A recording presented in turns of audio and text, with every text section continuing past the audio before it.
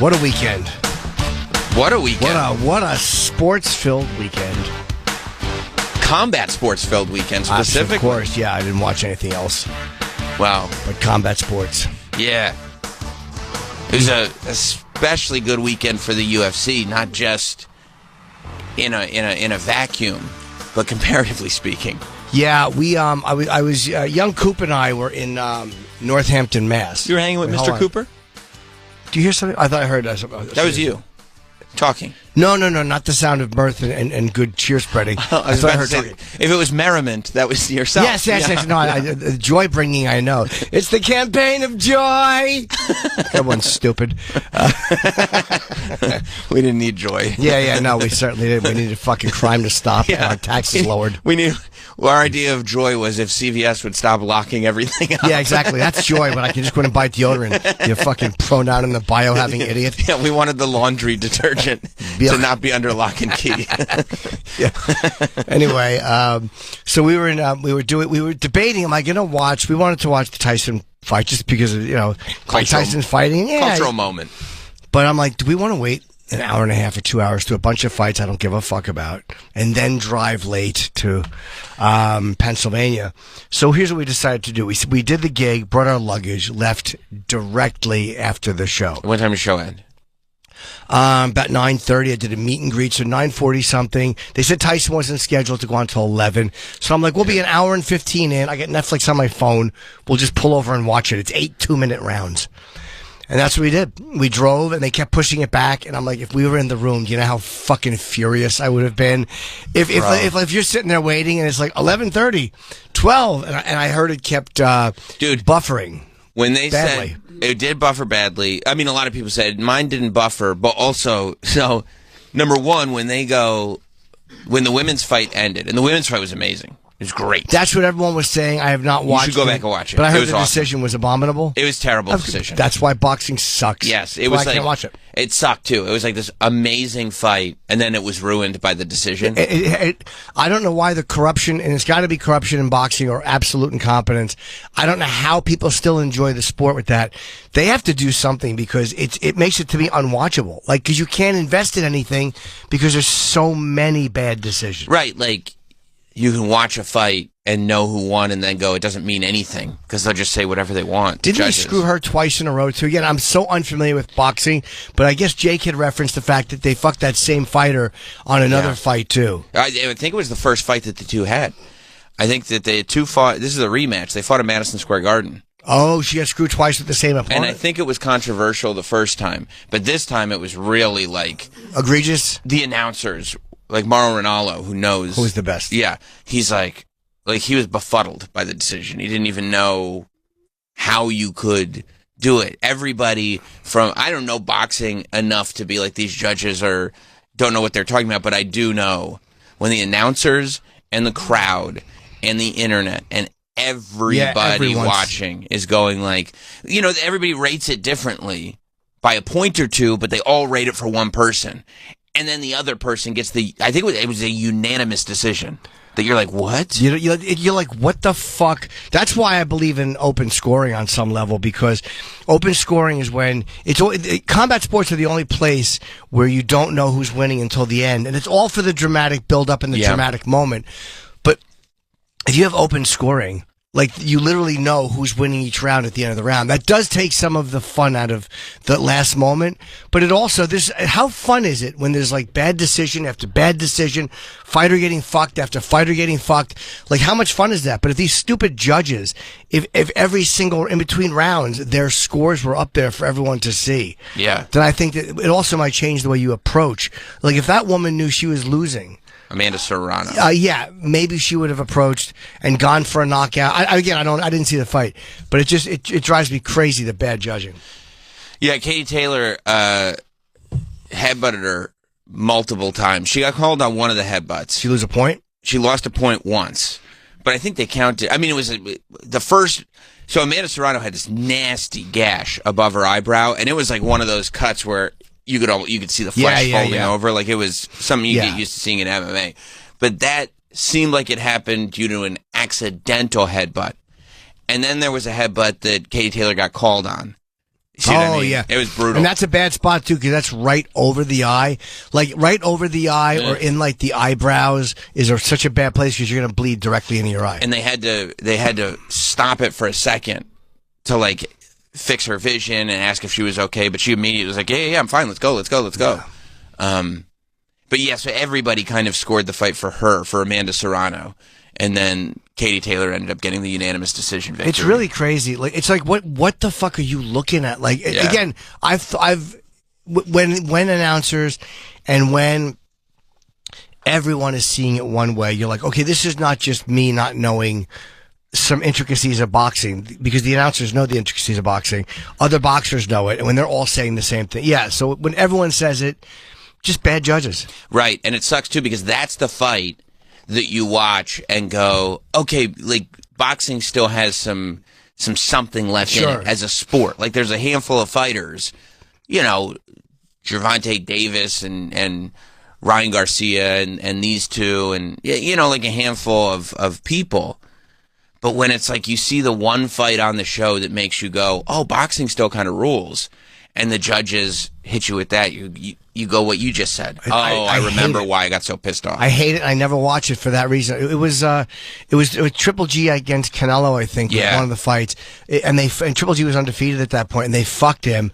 And that one shit woman judge in Vegas. I mean, it was so bad. And again, it's like Triple G and Canelo are fighters that make you go like, oh shit, boxing is still cool. Boxing's still fun to watch. And then boom, you get hit with a decision like that, and you're like, this is why I get frustrated. Yeah, and it's not about the fighters or not about the athleticism of them. I hate the sport so much for that reason. I don't know any boxers anymore. Again, they fuck up in UFC all the time too, but I find it to be more obvious in boxing and more completely disgusting and egregious. Like, wow, they really don't give a shit if you know. It seems like it happens more in big fights in boxing than it does in UFC. Yeah. Again, split decisions are one thing, but like unanimous. Like there was a guy in there was some judge in it was a UFC. I forget who it was, tied to Ivasa, I think, and someone else. But it was a 30-27, and then one guy was 27-30. I think that was it. Like, how the fuck did you see it 3 rounds for the other guy? Like, you're either getting paid or you're just a disgustingly incompetent person when it comes to judging. And I think they actually removed him. Like, he did not get to, he was supposed to do like the co-main event, and they pulled him out. So, like, they should be able to get fired for being so bad at their jobs. Yeah. I don't know how they're not. And then after the Taylor Serrano fight, when they went to the, the broadcast table, they had the panel so they went to the panel, and the lady was like, yeah, we're about 30 minutes away from the main event. And I was like, it's 11:30. What do you mean you're 30 minutes away from the main event? Was that Netflix, you think, because they were having buffering issues, or? I don't know, because they didn't, so they didn't stop for most people. I think I think it was probably, I don't know, Tyson and Paul maybe were contracted to go out at a certain time, and they didn't want to say it was actually midnight. I have no idea. I saw that, like, every fight went the distance. Do you think they weren't planning on that? Well, maybe, but then they did 30 minutes. Maybe they needed 30 minutes to prep the lowrider. I don't know. They always plan with if everything goes the distance. Yeah, they have the time. They would probably pull you out very late. They would pull you out faster. Like, typically, if fights get stopped in the first or second round, they have packages ready and all these things will build up to the main events or whatever the next fight is. It was 30 minutes of them talking about nothing. It was very late. And it was not like it was compelling television. That's why I think it was like the buffering it. Like, let's try to figure this out. Yeah. It was the confused guy standing in front of the controller. Yeah.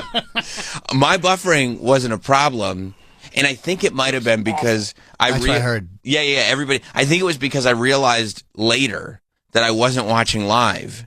I was watching a minute and a half behind. Because when they showed Mike Tyson's whole ass, I rewound it and was like, did that thing just happen? Sure. And so I rewound it to watch it again. Told the kids to get out of the room. I said, get out of here. Exactly. I got to see this. Yeah. And then a towel.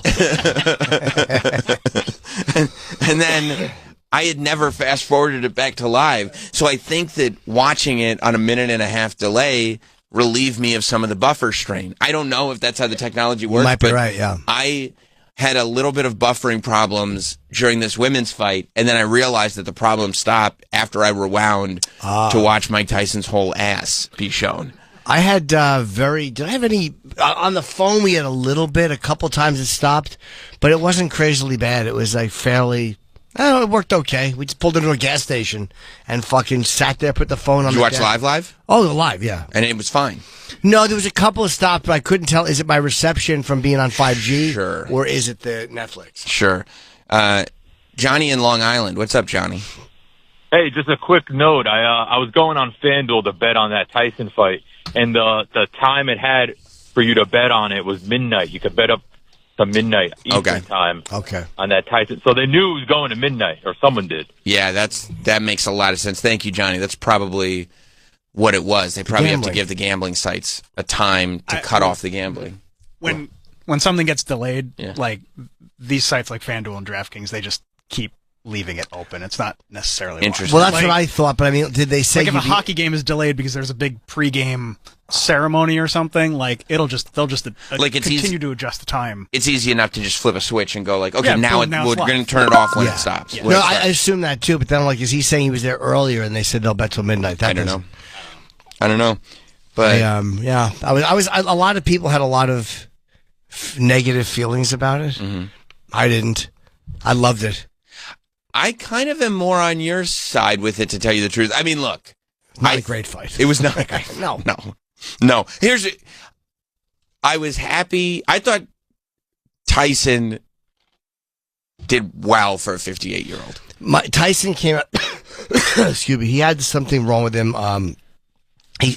Afterwards, he said he almost died over the summer or whatever it was. When they delayed the fight the first time. It was something, he had blood transfusions. I'm wondering if he had something like from staph infection or something like that. That's my only guess, because if that gets into your blood, that can kill you.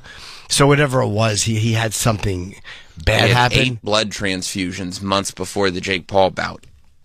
But I lost 25 pounds in the hospital in June. That's crazy. Yeah, he was in for a little while, I guess. I didn't know what to expect.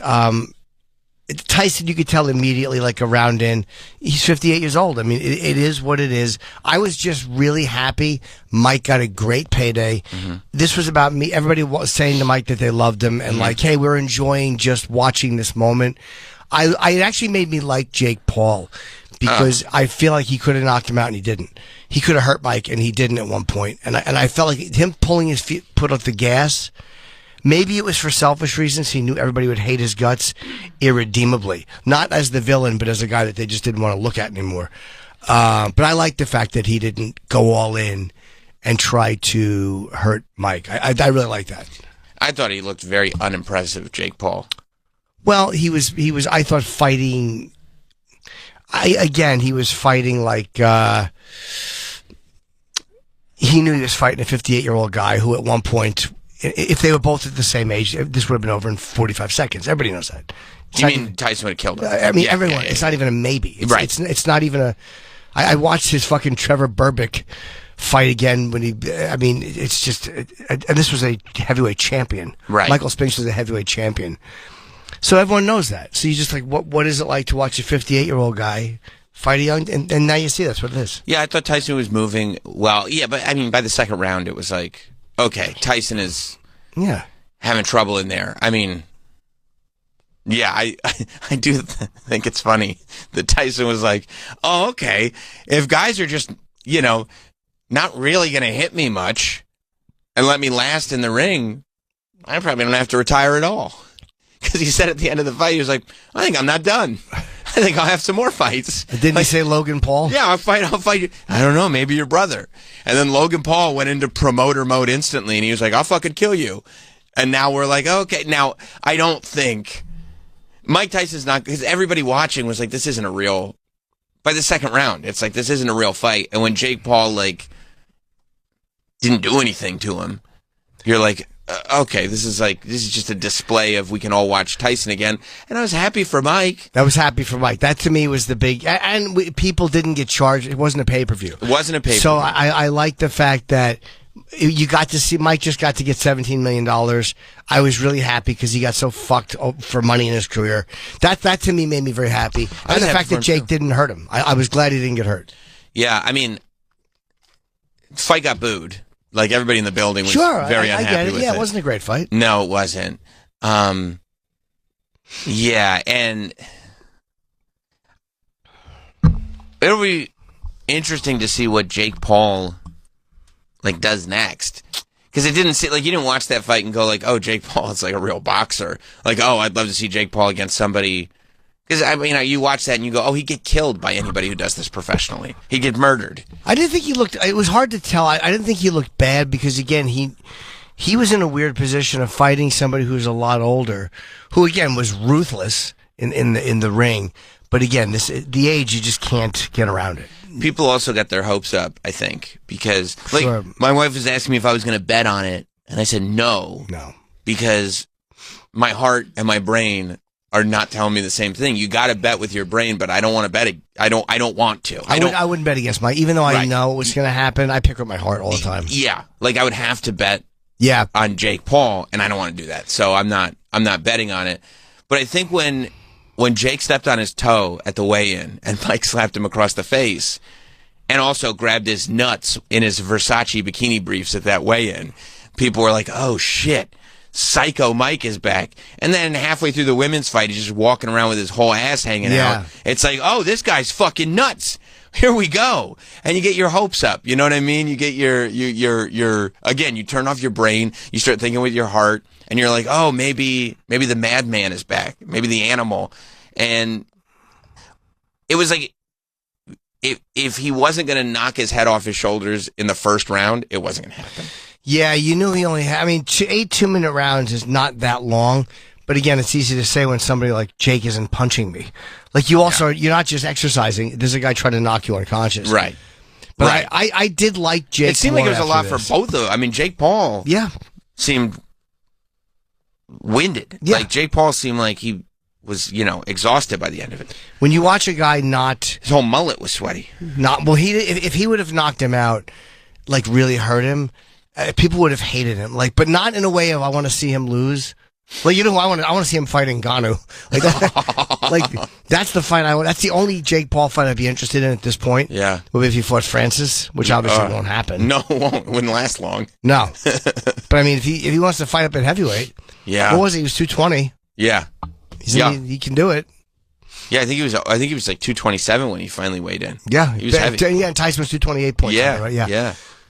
So I like that he didn't go all in and try to. Yeah, I mean, nobody would have been. It's not like anybody would have been happier if later in the fight Jake Paul had knocked out Mike Tyson. Right. Nobody would have been, because it also wouldn't have proven Jake's skill anymore.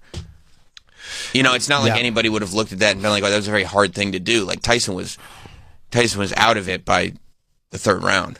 And not like out of it, like mentally, just like physically. It's when you're 58 years old, you're 58 years old. And Roy Jones was on commentary. He was good because he was saying, that's the last guy that Tyson fought, and he said his legs were not the same as they were 4 years ago. I would like it if Roy had said that less than 65 times. I did find that it was a lot of his legs are no good, and Morrow's going, yeah, we know, we forgot the legs. All right, Rosie, you got anything? What was he saying that Ronaldo was like almost annoyed at him because he kept repeating? There was something that he's like, I don't want to disagree with you, but I don't want to argue with the Hall of Famer, but like Ronaldo was being respectful, but there was something Roy Jones kept saying. Oh yeah, Mike looks good in the ring, but his legs. Mike is an all-time fighter, but his legs. Mike keeps biting his glove, but his legs. Mike trying to get one uppercut, but his legs. Yeah, it was the biting the glove where he was saying something, and Morrow was going like, no, he does that. Like he's always, and Roy Jones would. I didn't enjoy Roy Jones because I felt like he wouldn't stop with the legs. I heard you the fourth time you said it. Fair. Let it go. That's fair. You don't need to keep repeating it. No, you're right. You're right. The first time he said that, I was like, oh, that's an interesting observation, and then he wouldn't stop. And Mike had a knee brace on, and there's footage of him getting out of like a cart where it was hard for him to. Yeah, and I think there was a little stumble on his walk to the ring. Oh, was there? Like when he first walked to the ring, he stumbled over. Yeah, people picked up on that. And his legs, too. What happened to his legs? I didn't hear. Yeah. Yeah, in the eyes, he was the same, but you could just see, like. It was still, I mean, it's early, the little stumble. Yeah. I mean, it was, see, there it is. Oh, wow. That's what people kind of picked I up wonder if he on. stepped on it wrong or... But it was, yeah. to get to see the entrance again. I wanted to get to see the weigh-in, to get to see him, like... come out by yourself. Did he come out by himself? Oh, yeah. This is the entrance, just alone, especially after Jake Paul. Like, Jake Paul showed up in a lowrider. His brother was there with him, spraying his Axe body spray. So many people around him, just pumping circumstance. Yeah, he had the Morrow pointed out the most expensive boxing gear, like every paid $1 million for his boxing gear. Like, and then Tyson just shows up in that shawl thing that he always wore, just by himself. I would rather have heard him just come out to the sound he used to come out to without music. Yeah. This was the best part for me. Yeah, me too. This and the weigh-in. And there was an excitement in the first round. First round because he got some shots. Yes. And he looked good. By the way, Mike came in shape. Yes. He was in good. fucking great shape. And he was ducking. The way he was ducking and weaving, he was, in the first couple rounds, moving pretty quickly for a 58-year-old. Yeah. But he looked like you could tell he really trained for this. He really got in great shape. Like, I thought he looked fucking tremendous. Yeah, it was... Yeah, the first round had a fun energy. Like, you felt it in your gut. Like, this is something special. And then by the second round, it was like, all right. Yeah. I think we saw it. It's Kramer in Pittsburgh. Oh, I hope he's going to say what I think he's going to say. Hey, Jimmy. What's up, Kramer? Guys, I want to respectfully put something into perspective for you and disagree a little bit with that age thing.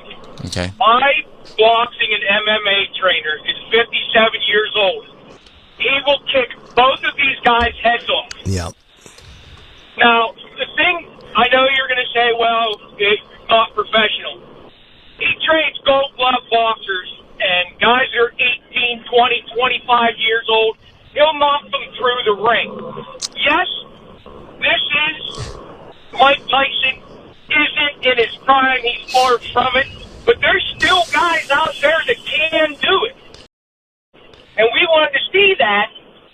Kramer, nobody wanted to see your trainer fight Jake Paul. And also, Kramer, I know what you're saying about a lot of times an older guy is training these young guys, but in a situation where it's a real fight, a younger guy who is actually a professional and who can fight, he's not just against a guy who's 58 years old. 99 times out of 100, the older guy is going to lose. Your body just doesn't do what you want it to do. When you look at like Adesanya, who has lost a couple fights in a row, or other fighters that when you're a champion and then you start to lose because you've lost a nanosecond. Right. If these guys in the cage or in the ring lose a split second of their timing, everyone else catches up to them because all of these guys are so good. You're 58, you've lost that. Yeah. Yeah, that reaction time is slightly off. And Kramer, don't forget too, like every fighter will tell you that the hardest part of it is the training. Like when you're training for a professional fight, especially one that you know is going to be the most viewed fight in quite some time, like that amount of physicality in the training is a lot for a 58-year-old body to take that has gone through the ringer as a professional fighter for decades. Okay, now to combat that, I'll have another topic or another thing to bring up about that. Jimmy, I'm as big into MMA as you are almost. Do you think Glover Teixeira could go in there and absolutely tear the head off of somebody that's 22 years old, ranked number 15? You know, Glover is one of those weird exceptions to the rules, but it's also like, but he also lost. I mean, he could also lose. But Glover is a guy who I also think MMA guys have a longer shelf life than boxers do. Because you have so many, especially jiu-jitsu guys like Glover, like there's so many ways in MMA to tie somebody up, to put them on the ground. It's not all headshots. I think those guys just have a little bit of a longer shelf life. Randy Couture fought late. I mean, fucking Stipe lost, but he was 42. I mean, these guys can fight, I think, a little longer than boxers. And one more thing, just to think of one more guy. How about Yoel Romero? 47, and he's still out there being an assassin. You're right, and it is crazy that there are these exceptions, but these are guys who never stopped. They didn't retire for 25 years and then come back. And think about wait, Kramer. Think about the fact that like how different Tyson looked between 54 and 58. You're bringing up people who are in their like 47 and 58. Even though it's only like it's 11 years, that 11 years is a rapid decline. And is Yoel even still fighting? He's not in the UFC anymore, I don't think. Is he still fighting? He was in Bellator PFL or some shit. Okay. I haven't followed his career in the last year and a half or so, but I mean, Sure. up to that he was. I mean, that guy's a handful for anybody. Let's see him and Jake Paul. Yeah, Yoel Romero's a fucking. He's like one of these, like he's like a statue person. Thank you, Kramer. But, yeah, and I know what Kramer means. I know what you mean. But when guys lose that little half a step, like Robert Whittaker, and it doesn't mean that they're not great fighters, but the younger guys catch up. It's just it's a thing that you or I would never notice. Right. But if you're a high level athlete, people notice That's it. the difference. Yeah, that's the difference. People were making lists of Jake Paul's next opponents. They included Terry Bradshaw, Ric Flair. I saw Jimmy Carter. Jimmy Carter. I saw Jimmy Carter. Derek got it. This was it. I forgot, but this was it. What's up, Derek? Hey, boys. The thing that Roy Jones and Mara were arguing about was Tyson kept biting down on his glove, and Roy Jones was saying he was having breathing problems, but Morrow kept saying, no, it's something he's done his entire career. It's like a tick. Right. Yeah, I remember that. I hate to disagree and have an argument with you. Yeah. Yeah, because the mouth guard was like coming out, and Roy Jones kept bringing up the mouth guard, and Morrow was like, I've done the research. I've watched all the fight, Mike. And he even said it after the fight. I have a biting fixation. Tyson said that. He does, yeah. Yeah. And it's like there is historical evidence that would back there that is. up. Absolutely. Yeah, we've seen that before. Yeah. Shane in Wisconsin. Hey, Jimmy. Yeah. You're kind of do the boxing while you're in the fighting. Why did they go from a 10-ounce club to a 14-ounce club? Doesn't that kind of go backwards on what you would think they would do for an older guy? Were you saying they went from 10 ounces to 14 ounces? Yeah. Well, I'm assuming that was to make it a little better for Tyson getting hit, right? 14 ounces of more protection. Yeah. So I'm assuming that was just to have a little more. Okay. That's my guess, yeah. I would think so. Sure. I thought, well, all right. Well, thank you. Thanks, Shane. The heavier gloves are designed to limit the force of their punches. Yeah. Right. So, yeah, I think that makes sense. To protect Mike. Further and further away from bare knuckle.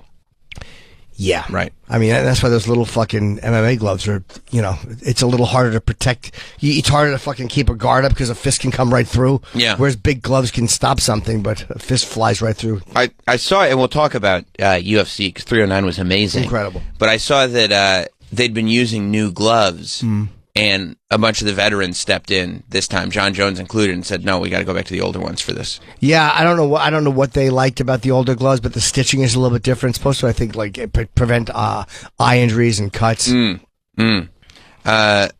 Mark in Queens. Hi, Mark.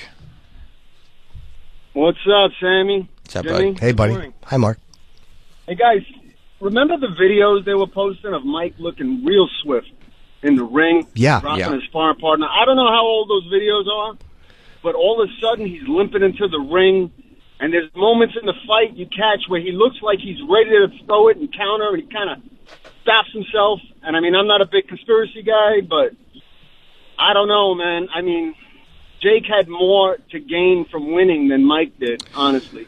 And the fact that Mike lasted is what everybody's talking about. Hey, he's 58. He went in there. He didn't get knocked out. Yeah. I don't think Mike Tyson threw the fight. I think if Mike Tyson was capable of winning, Jake was better?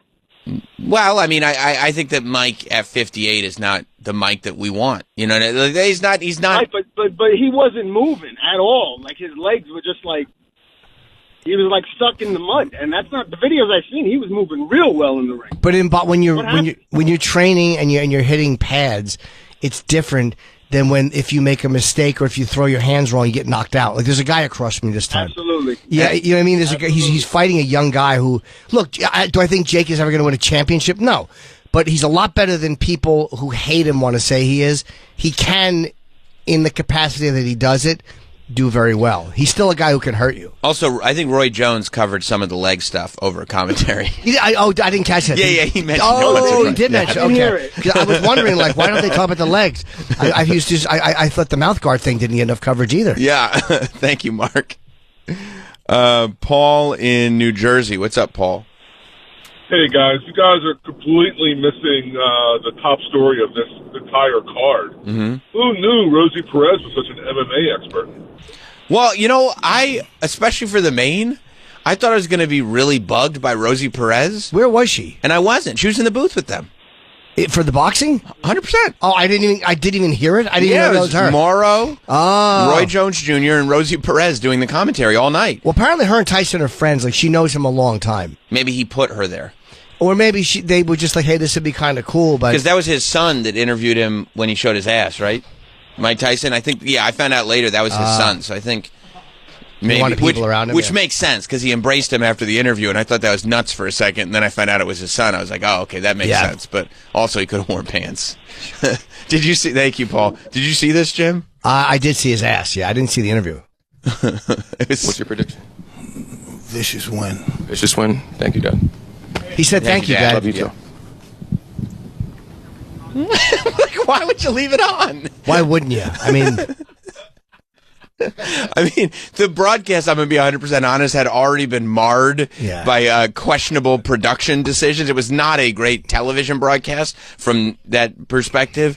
But then when, they follow Mike Tyson off kind of the shot of the interview and they zoom out, he's got his whole ass showing. Why would they zoomed out and then they quickly zoom back in? That's what a warrior looks like.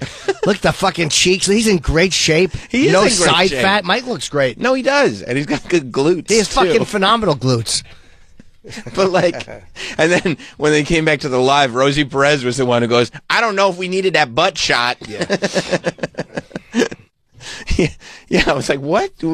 Why would you do that? Yeah. It does, unfortunately. Well, it depends on how you look at it, I guess. So I looked at it kind of like this psycho's walking around naked. Yeah. I think it also might have stripped him of a little bit of the mystique. You know what? To me, that makes it more. That's just you see his cheeks? Just nothing but his cup walking around. Yeah, to me, that's how a fucking guy doesn't give a shit. He does not give a shit. Doesn't give a fuck. Nope. This is a locker room. Yeah. Yeah. So it was an interesting night. I was very happy for him. I was happy. That he got paid like that, and that he fucking. I understand people wanting to see something different. Yeah. But I just, as a guy who likes, I was happy that he made it through okay, and it was like good. You got a lot of money. I'm happy for you. Everyone loves you. People got to show you. He must have felt that everyone was behind him. Definitely. So and again, felt the love, felt the support. Yeah, I was happy to see that. Yeah, and got to perform in the stadium 70-something thousand people, 72,000. It's crazy, and looked every bit of it. It was packed all the way to the ring apron. It was an awesome sight. Yeah, and that's. But I don't know, who does Jake fight next? Who knows? Yeah, I don't know.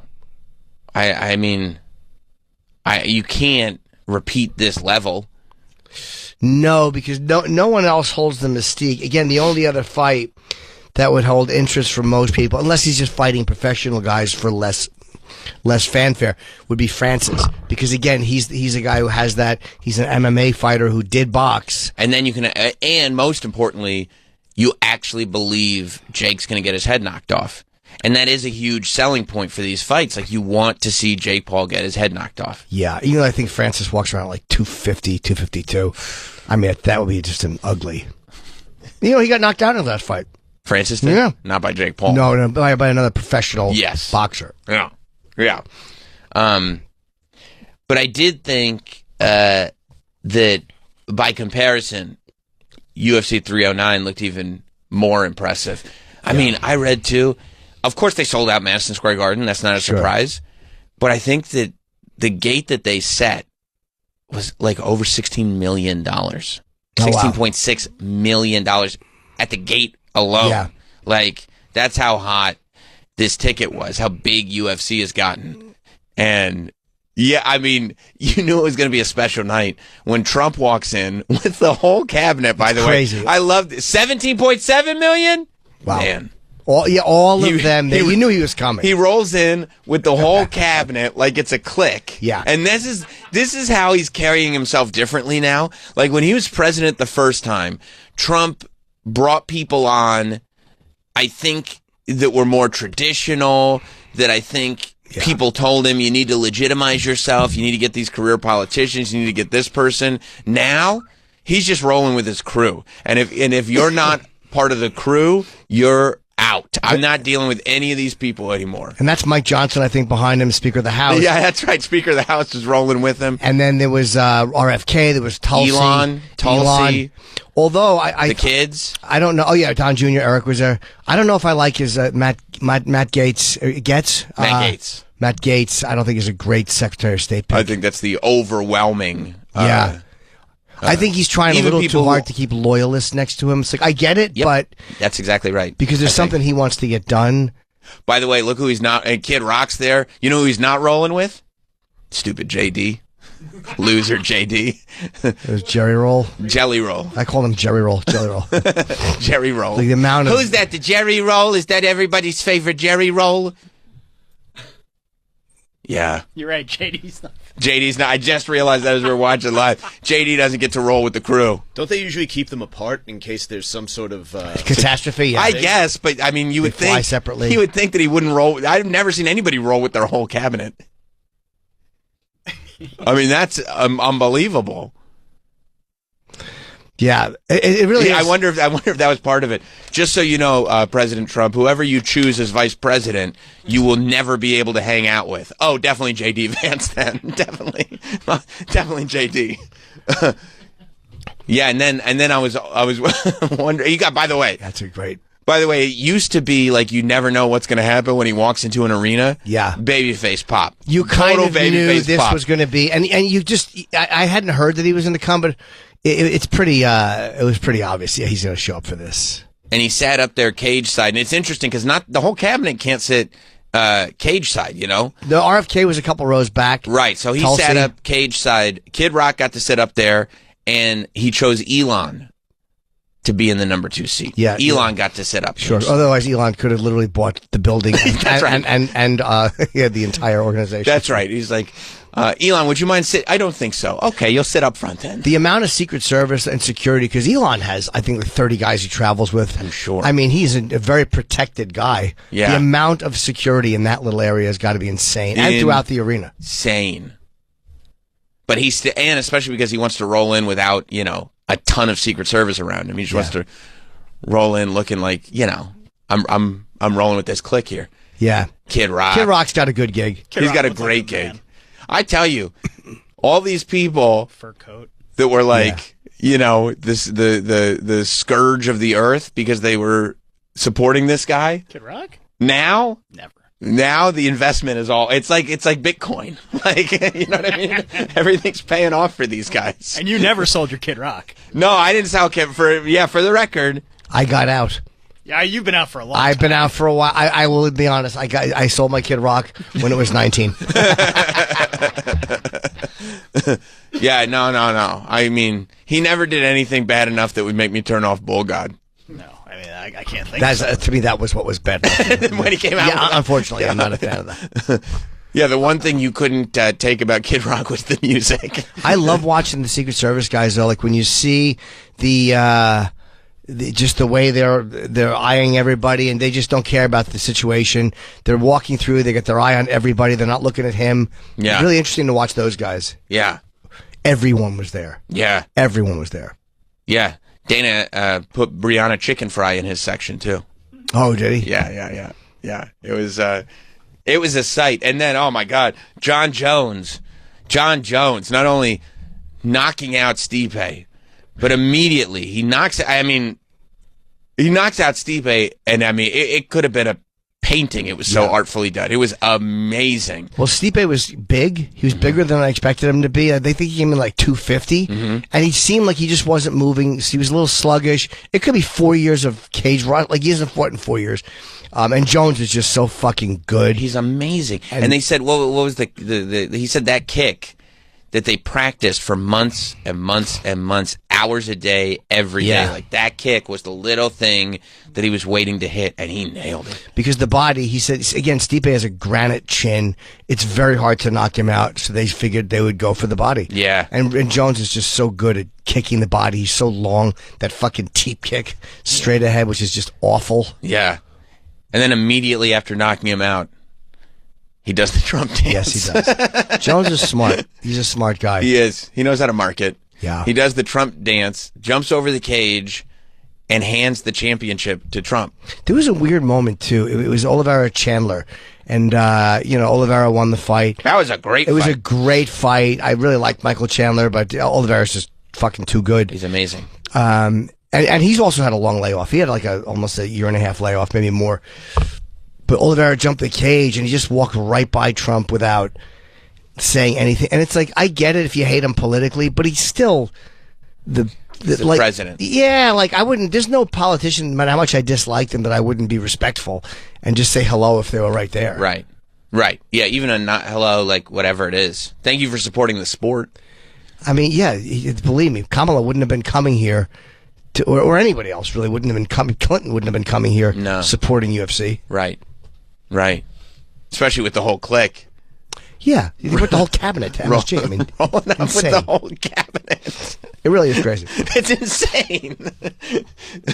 Yeah, and who's that? Mike Johnson. He's going to be the Speaker of the House, right?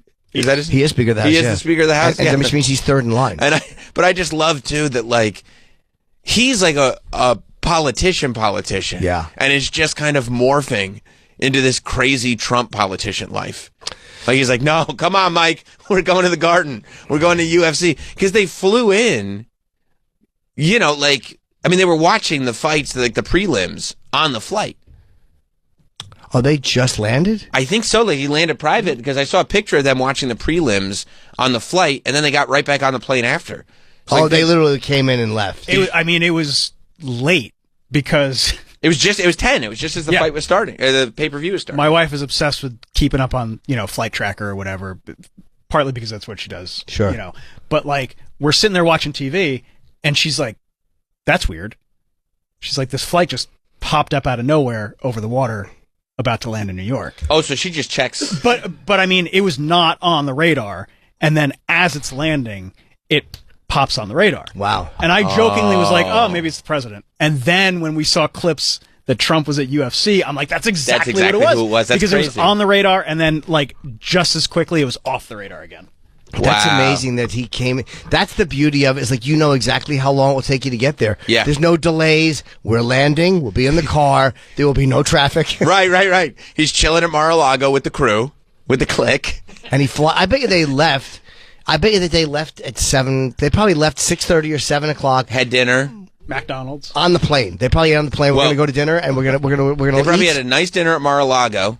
Snacks on the plane. 5 o'clock dinner. Yeah, 5 o'clock dinner at Mar-a-Lago. Then snacks on the plane, land, go into the Garden, have some popcorn or whatever. You're at the Garden having a good time. And then did you see the picture of them on the flight going home? Yes, yeah. The ones that they're killing RFK for. I mean, poor RFK really looks like this is the classic zoom in on his face and the voiceover goes, you're probably wondering how I got here. I wonder if he actually ate it. I mean, he's literally in charge of health. He's talking about all the poison chemicals. And Trump made him take a picture with a Big Mac and a Coke in front of him. Boy, Trump really. We're all eating Big Macs, right, boys? Yes, sir. There maybe was something RFK said that annoyed Trump 2 years ago, and he's like, "I'm going to break this guy down piece by piece." Yes. He's going to fucking endorse me. Yep. I'm going to give him a gig, and then he's going to eat McDonald's. I'm going to make him eat McDonald's. I'm going to make you in charge of health. Oh, great! Now you're going to eat McDonald's. Enjoy. And then here's what happened. He's like looking at the McDonald's, like, okay. And then this is what Trump says. Guys, let's take a picture. Yeah. Oh. Don't push it away. It looks good. Everybody hold up your food. And if you zoom out, I want to see the whole group. Not just RFK. And this is what Trump said, too. This is definitely Trump. He goes, Mike, you don't get one of the... You come and stand behind. Mike Johnson no one's ever gave a fuck about this guy. When he's walking out, he's like pointing at Trump. Like, he doesn't know how to handle it. No way. Stand behind Don Jr. He's not a famous guy. The rest of these guys have lived in this like celebrity world. Yeah. But this is what Trump did. He got his food, and then he said, boys, we're all getting 2 sandwiches, right? Yes, sir. Yeah, no, of course. Yeah, Two of course. for everyone. Of course, we're all getting 2 sandwiches. Right back to Mar-a-Lago. They've all got 2 sandwiches. They all got 2 Big Macs. I think Trump might have had a Filet-O-Fish. I think those are chicken nuggets. You think so? I think I think that's a quarter pounder, and those are chicken nuggets. That looks like it might be delicious. rectangle. You What a might be right. great dinner. Yeah, That it's might be a nice. That's a 10 Yeah. piece. That's not a 6 piece though. It's a 10 piece. That's nice after the fights to get, again, with the madness of leaving New York, no traffic, right to the airport. Oh yeah. Oh yeah. Should we leave early? No rush. Why would we? No rush. We'll leave when the fights are over. Yeah, we'll cut everybody off. I'd like to see the main event. And Jones has said he's not going to retire. Yeah. So they're either going to have some kind of a fight against Alex Pereira, which either Jones will go down, Pereira will come up, or they'll fight at some catch weight for BMF. That's the one Jones wants, right? To me, I'm much more interested in Tom Aspinall. But Jones said he won't fight him unless there's like, he said it has to be complete fuck you money. He said he thinks he's an asshole and doesn't want to. He said, I don't want to fight him. He said he needs me. I don't need him. And that's a good place to be in a negotiation. I have no interest in fighting him. It is. And I think that's also exactly, is purely for negotiation. Financial. We'll see what we can do. You want to do it, you'll do it. Because Aspinall, to me, is very dangerous. Well, okay. So John Jones said that he doesn't want to fight dangerous up-and-comers. He wants to fight dangerous, established champions. Yeah. And which would be Alex. Right. But if you want to do the Aspinall fight, he would need, he goes, I would even hate to say it this way, but I'm going to need fuck you money to do that fight. Yeah. Which is obviously, it's not for the press. It's for Dana. Yeah. And Alex is such a great striker and a kickboxer, but on the ground, Jones is much, much more dangerous on the ground as a grappler, but Tom Aspinall is a black belt. Like, I don't think he's afraid to go on the ground with him. And he's fast, and he moves really good for a heavyweight. Right. He was great in that fight. Great. He was great in that fight. And the layoff didn't seem to affect. He's fought once in the last, 3 years. I mean, his story is, that's what, like, these goats, these absolute dominant people that also have that kind of personal baggage and that struggle that they've been through. And he's been counted out so many times. And every time he gets back in, it's like, oh, I forgot. He might be the greatest to ever do this. Yeah, as of this point, he definitely is. Yeah. The fact that he's better than Anderson Silva, right? Yeah. Silva's great, but amazing. Yeah, Jones has done it in 2 different weight classes. Yeah. And he, the fact that he missed so many prime years. Yeah. That's why I figured he wouldn't retire, because he's got to there's so much money. And you didn't get hurt in the Stipe fight. He didn't get hurt in his Cyril Gane fight at all, ended in the first. And there's more money now than ever. Think about it. $17 million at the gate, merch, pay-per-view numbers have got to be crazy. Yeah. Crazy. Yeah, so he'll fight. I wonder if he'll fight Alex, I don't know. Or if he fights Tom Aspinall. Where do they fight? They fight in Vegas. They fight in London.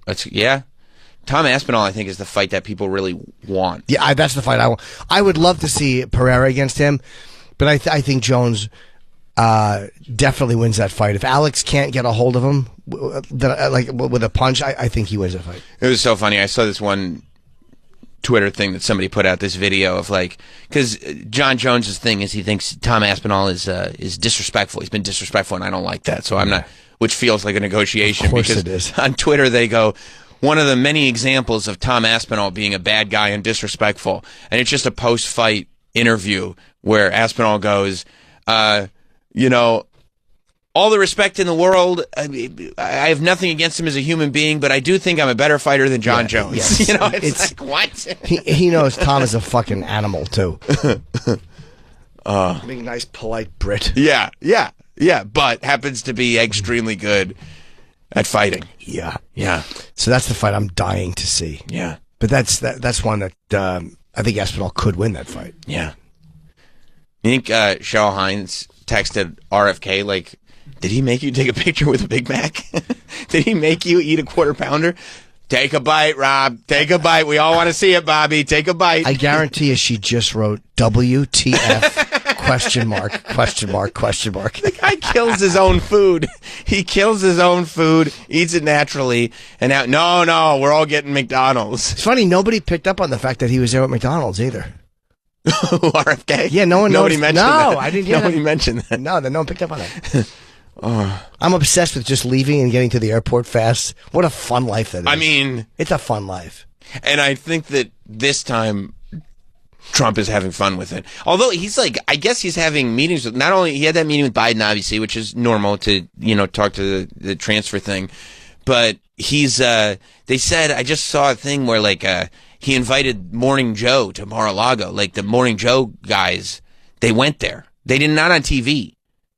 They had a meeting with him. In a restart of communication. Yeah, Mika and Morning Joe went down and met with Trump. That's his name. That's why they call it Morning Joe, because Morning Joe's on the show. They call it Mika and Morning Joe. She wanted to call it Morning Mika, and they said it didn't have the same roll off the tongue. But yeah. So I mean, he's making interesting moves. Yeah, maybe he just doesn't want the constant nonsense of before, like this stuff that's of what. Maybe you learned something for your second term. Yeah. I think this is going to be very different this second term. I hope so. It feels different already. Like it feels more like he's doing his own thing more so than. I think he was figuring it out the first time, and he even said on Rogan that the first term, like. He was he didn't know who to hire. He didn't know anything about it. Like he was trusting a handful of advisors with recommendations on who should be put in what positions. Yeah. Because he really he didn't know all the players in Washington. He hadn't been there. But now he does. And Tulsi, a lot of people, but again, who knows if they're bullshit or not, where they're saying that she's not qualified to do this because she doesn't have the intelligence experience. What is it? What the fuck? I always forget what the National Information. I always forget these. They're in charge of the NSA and the CIA. Oh, what Tulsi's in charge of? Yeah. The National, not Minister of something. I always forget this initial. What's Tulsi's gig? Yeah. What's she got going on? It's one of those ones that you don't hear about that often. Yeah. But it's very powerful. How come she didn't get to sit with the four? She doesn't care. That's the top four. She's sexy. Director of National Intelligence. Director of National Intelligence. Yeah. That's a big, and I think who's under them? Is it CIA and the NSA is under them? I don't think the FBI is. I might be wrong though. That feels a little dangerous if you're not like Elon or one of his kids to be at that top four table. Like RFK is maybe like, I mean, I wanted to like be close, but I don't know if I wanted like this. This is very close now. Yeah, he's a Kennedy. Yeah, he's been in it. Yeah, I mean, his father, his uncle. Yeah, I mean, he's in it. He's in it. But you're right about Mike Johnson. That's such a funny observation. Watch him pointing at Trump on the way out. No one's ever clapped for me before. He has no idea. No one's ever clapped for him. I wonder if he's gonna. No one's ever done it. Nobody ever. The guy's a stiff. Right. He's a stiff. He could. Like. Where do you think his tickets would have been if it was just like Mike Johnson, Speaker of the House, wants to go to UFC? 4 rows behind Jim Norton. 4 rows behind Jim Norton. That's right. Who is that guy? He's wearing a suit. I don't know. I guess he's some government guy, Speaker of the something or other. And for security, he'd have one guy who worked at the Garden, walking him in and out. Guy with You're a gun. On your own. Yeah. Some union guy. Hourly worker. He speaks in a house. I don't know who he is. I don't know. Yeah, how's he getting out of here? I hope he parked a car in the parking lot across the street. So yeah, that was I couldn't believe they all came with him. I hope Mike Johnson like really gets a crazy ego. Like, you know, when people get hit with all the celebrity at once who maybe aren't ready for it? I hope he just starts acting like a maniac. He's a very conservative guy. Yeah. He took over for Kevin, not Flannery. What the fuck was his? Kevin McCarthy. He took over for him when Matt Gaetz and them got rid of him. Oh, yeah, of course. Which I actually liked Matt Gaetz in that. It was interesting to watch him say it should be one vote on one issue. I kind of agreed with him on that. We'll see. But now he's hanging with Kid Rock. I mean, Kid Rock's in good shape if anything goes wrong. Oh, Kid Rock's good. Yeah. Yeah. Kid Rock's good. Yeah, that whole clique. It's like the new Leonardo DiCaprio Pussy Posse. Yeah, it sure is. Yeah. Don Jr.'s in good shape. I think he'll run eventually. Do you think he'll... Like in 4 years, or give it a beat? My guess would be if Trump has a good presidency. Let's just say it goes well, and it's people who like him, and people who don't. But let's just say it's a successful presidency. He has to stop. 4 years, he's done.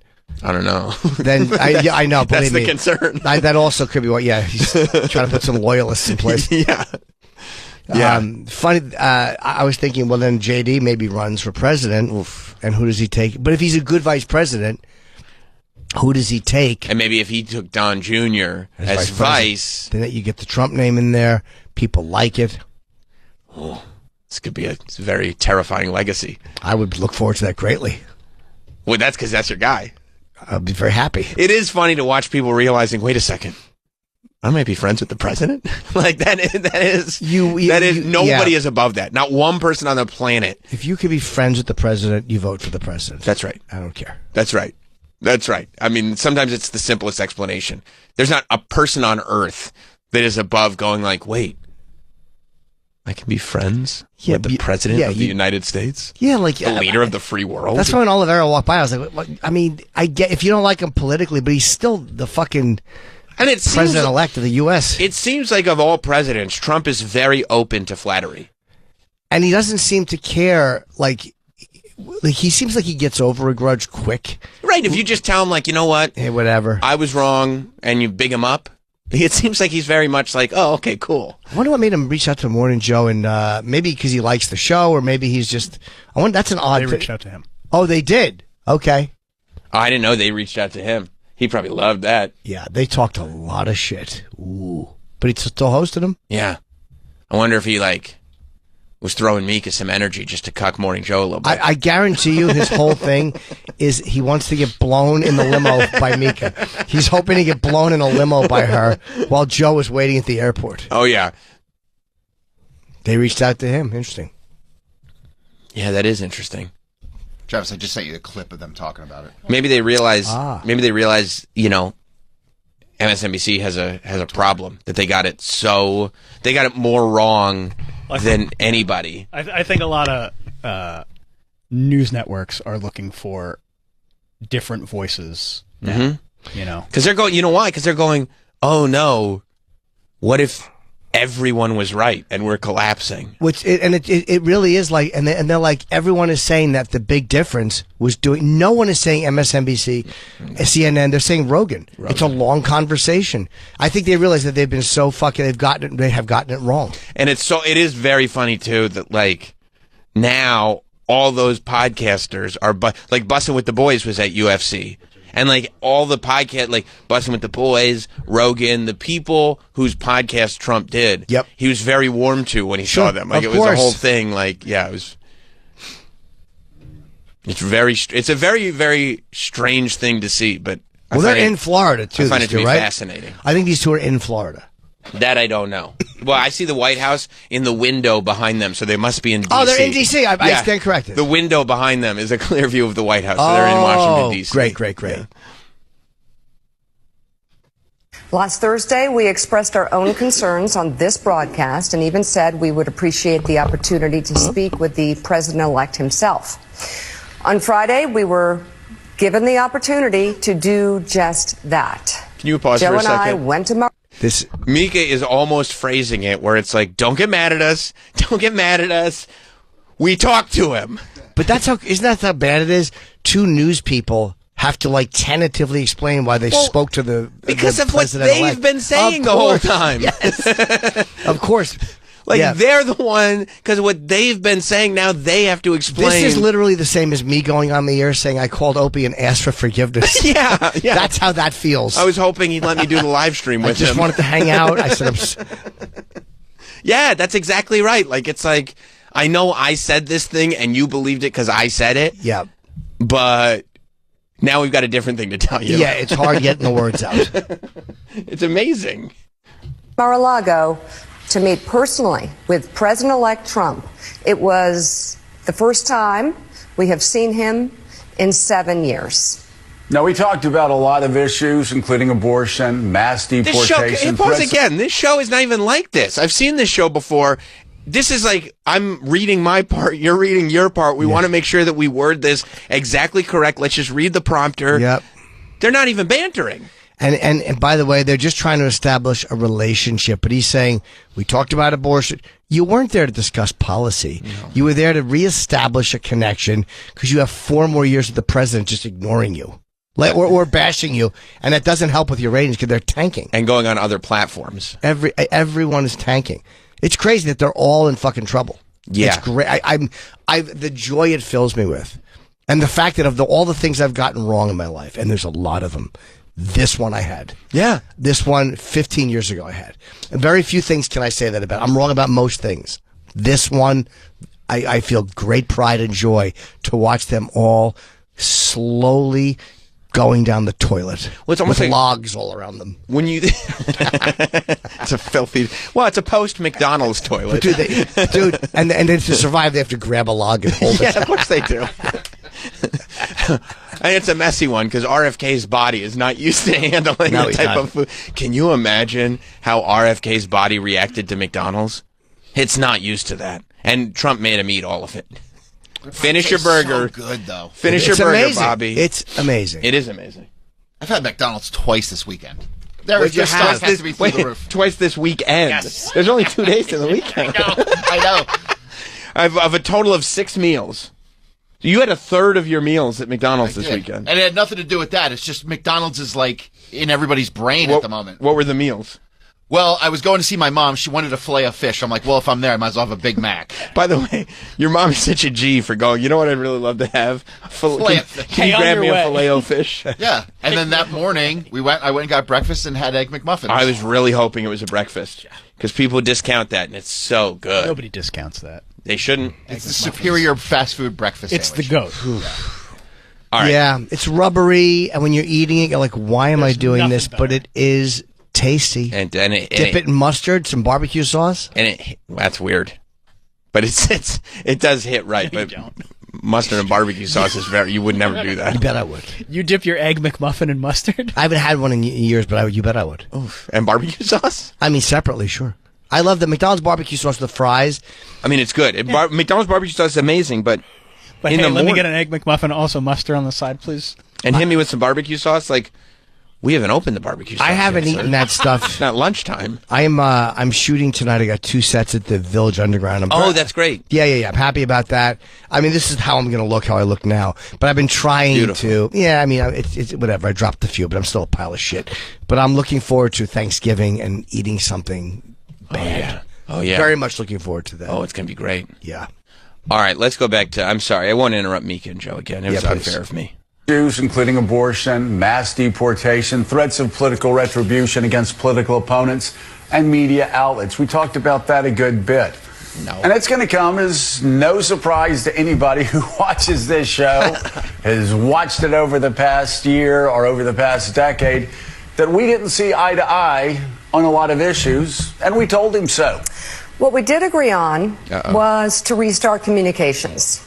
My father often spoke with world leaders with whom he and the United States. I mean, why is by the way, this is the news admitting, we're kind of finally ready to do our jobs and not allow our personal opinions to interfere with the fact that we have people in politics we don't like. Because they said he was Hitler. Joe just trying to save face there is embarrassing. We let him know. Yeah. He really is sucking his audience's dick. Yeah, I want you guys to know. It was very argumentative. It was not argumentative. No, it wasn't. Trump would not have had the conversation. He probably said, look, we don't see eye to eye on this or that. And Trump went, yeah, no, we don't. I know. Yeah. Agreed. That's a task shared by reporters and commentators alike. We had not spoken to President Trump since March of 2020, other than a personal call Joe made to Trump on the morning after the attempt on his life in Butler, Pennsylvania. In this meeting, President Trump was cheerful. He was upbeat. He seemed interested. Of course he was. You two, because he had 2 news people on their hands and knees at the front door. Yeah, I heard you're here to grovel. Their mouths open at the fucking letter thing. Yeah. Mika, Joe, feel free to bow at my feet. And by the way, the call was he had probably wanted to connect with Trump somehow and just knew this is too humiliating. And that was an excuse. I wonder if Trump took the call. I doubt it because they didn't.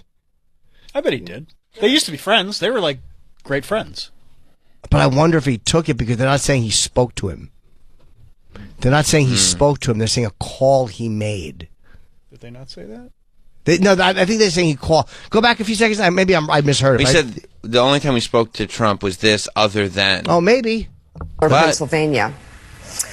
In this meeting, other than a personal call Joe made to Trump on the morning after the attempt on his life in Butler, Pennsylvania. In this meeting, President Trump was cheerful. He was upbeat. He seemed interested in finding common ground with Democrats on some of the most divisive issues.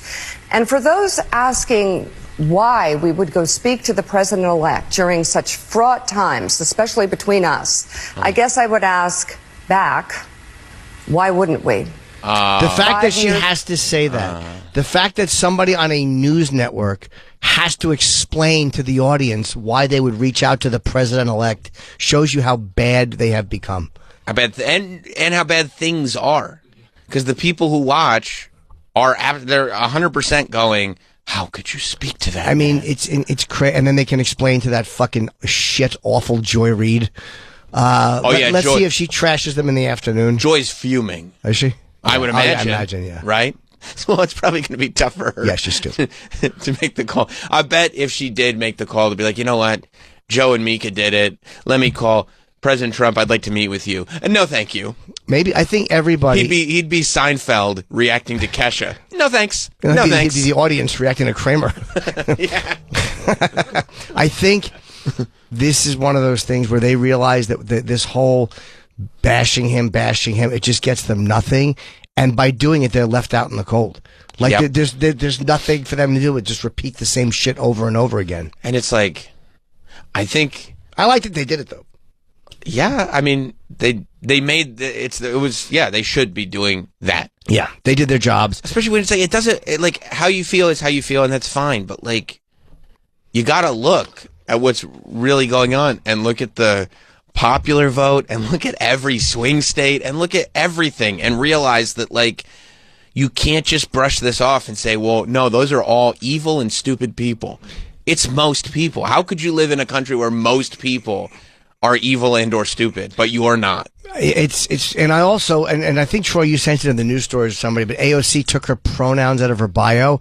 I had looked at that for some reason about a week ago, and I don't know what made me look at a few different ones. I think I looked at Elizabeth Warren and a couple other ones, and it seems like Kamala still has it, but a lot of them have done it, because it shows you what a fad it was for them. Are we not doing that anymore? I better take mine. Oh, no, we better. I gotta take it. Shows you how insincere it was, where they realized, the temperature, what works for us changed, so we're going to take that out. Yeah. We've been mocked enough for this stupidity of it. I mean, they're struggling. They're all finding out you're not supposed to, like, that people who they actually considered to be Latinx never liked the term Latinx to begin with. I mean, they're struggling. They don't know what to do. Latinx, and everybody who is of Latin descent was going, that's not, we don't, what are you talking about? Yeah, their culture has masculine and feminine in it, like French does. That's what their culture is. But you're going, no, we're gonna rename you according to a current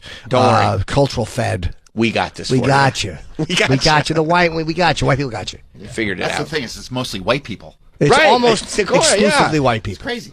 Yeah, it is crazy. It's a bunch of life is really good, and we feel guilty about it. White people, and that's exactly what so much of the Trump thing is. People are like, I don't understand. Do they want to do it's? A lot of people want life to be good, and they don't want to feel bad about life being good. And life being good can mean a lot of different things. But when John Jones did his speech at the end of 309 with the title, and he was like talking about how he's proud to be an American and everybody's cheering, it wasn't like, it was just, we actually do want to be in a country where we feel like we're doing well. Yeah. And we don't feel bad about doing well. And you should, and being patriotic or feeling good about being an American has become this fucking uncool or unhip thing where you're supposed to only find the things that are wrong. And like, yeah, there's things wrong, but there's a lot right. Exactly. Even Farrakhan said that. He was talking, or I think it was Farrakhan, he was trashing America for something, and he goes, but if I had said, and in many other countries, if I said this, I would be arrested. Mm-hmm. Like, there was something where, you're allowed to say that type of shit here. Right. Yeah, express the viewpoint and then go like, but you know what? The fact that I'm expressing this viewpoint is the whole thing, isn't it? Yeah, because him winning is an undeniable rebuke of that whole mindset. There's people that still want to paint, they want to put motives on all the people who voted for him, like you're a racist or you're the... It's so many people. It's not, it just doesn't work. No. So. No. We'll see. Well, Mika and Joe got it figured out. Is there more? Oh, good. Years of political warfare has deeply divided Washington and the country. We have been as clear as we know how in expressing our deep concerns about President Trump's actions and words in the coarsening of public debate. But for nearly 80 million Americans, election denialism, public trials, and January 6th were not as important as the issues that moved them to send Donald Trump back to the White House with their vote. Joe and I realize it's time to do something different. And that starts with not only talking about Donald Trump, but also talking with him. Oh, you're not on the same level. Do you not get that? You're a biased morning show, which granted has a lot of viewers and is certainly more popular than anything I do. But I don't pretend to go eye to eye with Trump and go, now we have common ground. Shut up. You hated his guts. You fucking trashed him. Like, no matter what he did, he was wrong. And he took his fucking big, dumb billionaire dick out and he hung it out and they voted for him again. So live with that. Yeah. I like that they reached out, though. I do respect that. I hope The View is next. Oh. He would go on The View. I'm telling you, if there was anything reasonable, he would enjoy it. He would. He's a guy who would go on The View. You know who would not get a call back? Who's that? Don Lemon. Fuck. Yeah, he's like. Well, he left Twitter. Well, yeah. Can people stop announcing that? Just go, and they'll all be back. I also want to be like, are we allowed to like promote our Blue Sky account if we're staying on Twitter? Like, can I just be like, hey guys, if you want to follow me on Blue Sky, this is my account, but also I've seen people do that. Yeah, like that. I don't want it to be like, hey, I'm leaving for grandiose reasons. More just like, oh, this is just a new thing. I signed up for a username. Does Don Lemon have a lot of followers on Blue Sky? He's killing it, dude. Let me try. I downloaded it, but I didn't. Yeah, I have Blue Sky, but I haven't posted anything on it. No. You download it, you register a name to make sure you have it, just in case it pops off. It's just Twitter's just so awful. Twitter is awful. Yeah. I mean, like not in a political sense. It's just infested with just bots. Yeah. It sucks. It AI sucks. bots. The AI bots now are insane. It sucks. They're nuts. And it does move conversation, Although, so I don't believe that they I will can't tell get rid you. of them. I will tell you. Somebody was lying on me. Ew, who was he? And I did effectively get a community notes put on their page and flood their replies with people that were agreeing with me, and it felt really good when I did that. So there is, pros to the system. Shit, almost 100,000 on Blue Sky. Okay, that's good. That's commendable considering it's most people don't have it. But the people that do have it would be like, this Don Lemon. Is that like a liberal site? Like, is well, that a lot, not by definition, but a lot of people have left Twitter for Blue Sky specifically because of the sort of right-wing leaning of Twitter and Elon. But they didn't. It's like crazy when people. But it's not like People only want it their own way. That looks like Twitter, but it's just a Twitter ripoff. I mean, well, didn't Jack create it? Yeah. Oh, is that Jack Dorsey? Yeah. Oh, yeah. Jack made it right after he left Twitter. Oh, I see. Yeah, Okay. yeah. What it was his fault. Twitter wound up the way it did. It was biased one way, and then it went the other way, and you're like, hey, let's go do something else. I think he made this immediately after he left Twitter. Oh, okay. Like it wasn't this. I don't necessarily think this was invented, unless I'm wrong, that this was invented to be a political response, but people are using it right as that. Okay. Does that sound right, Travis? Yeah, you might be right. Yeah, I don't know so. much about it, obviously. I think so.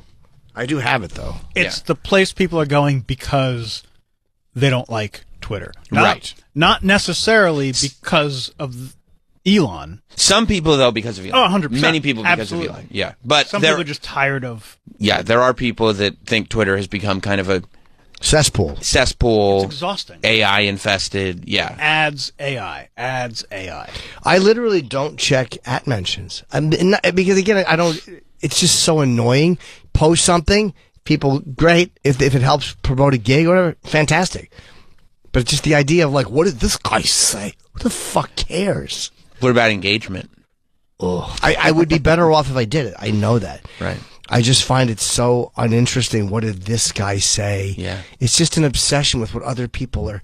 What did he say about me? What's he saying? Yeah. I like to catch the pulse of what's being said there, but also you do have to keep in mind that all of these things are vacuums in and of themselves. Yes.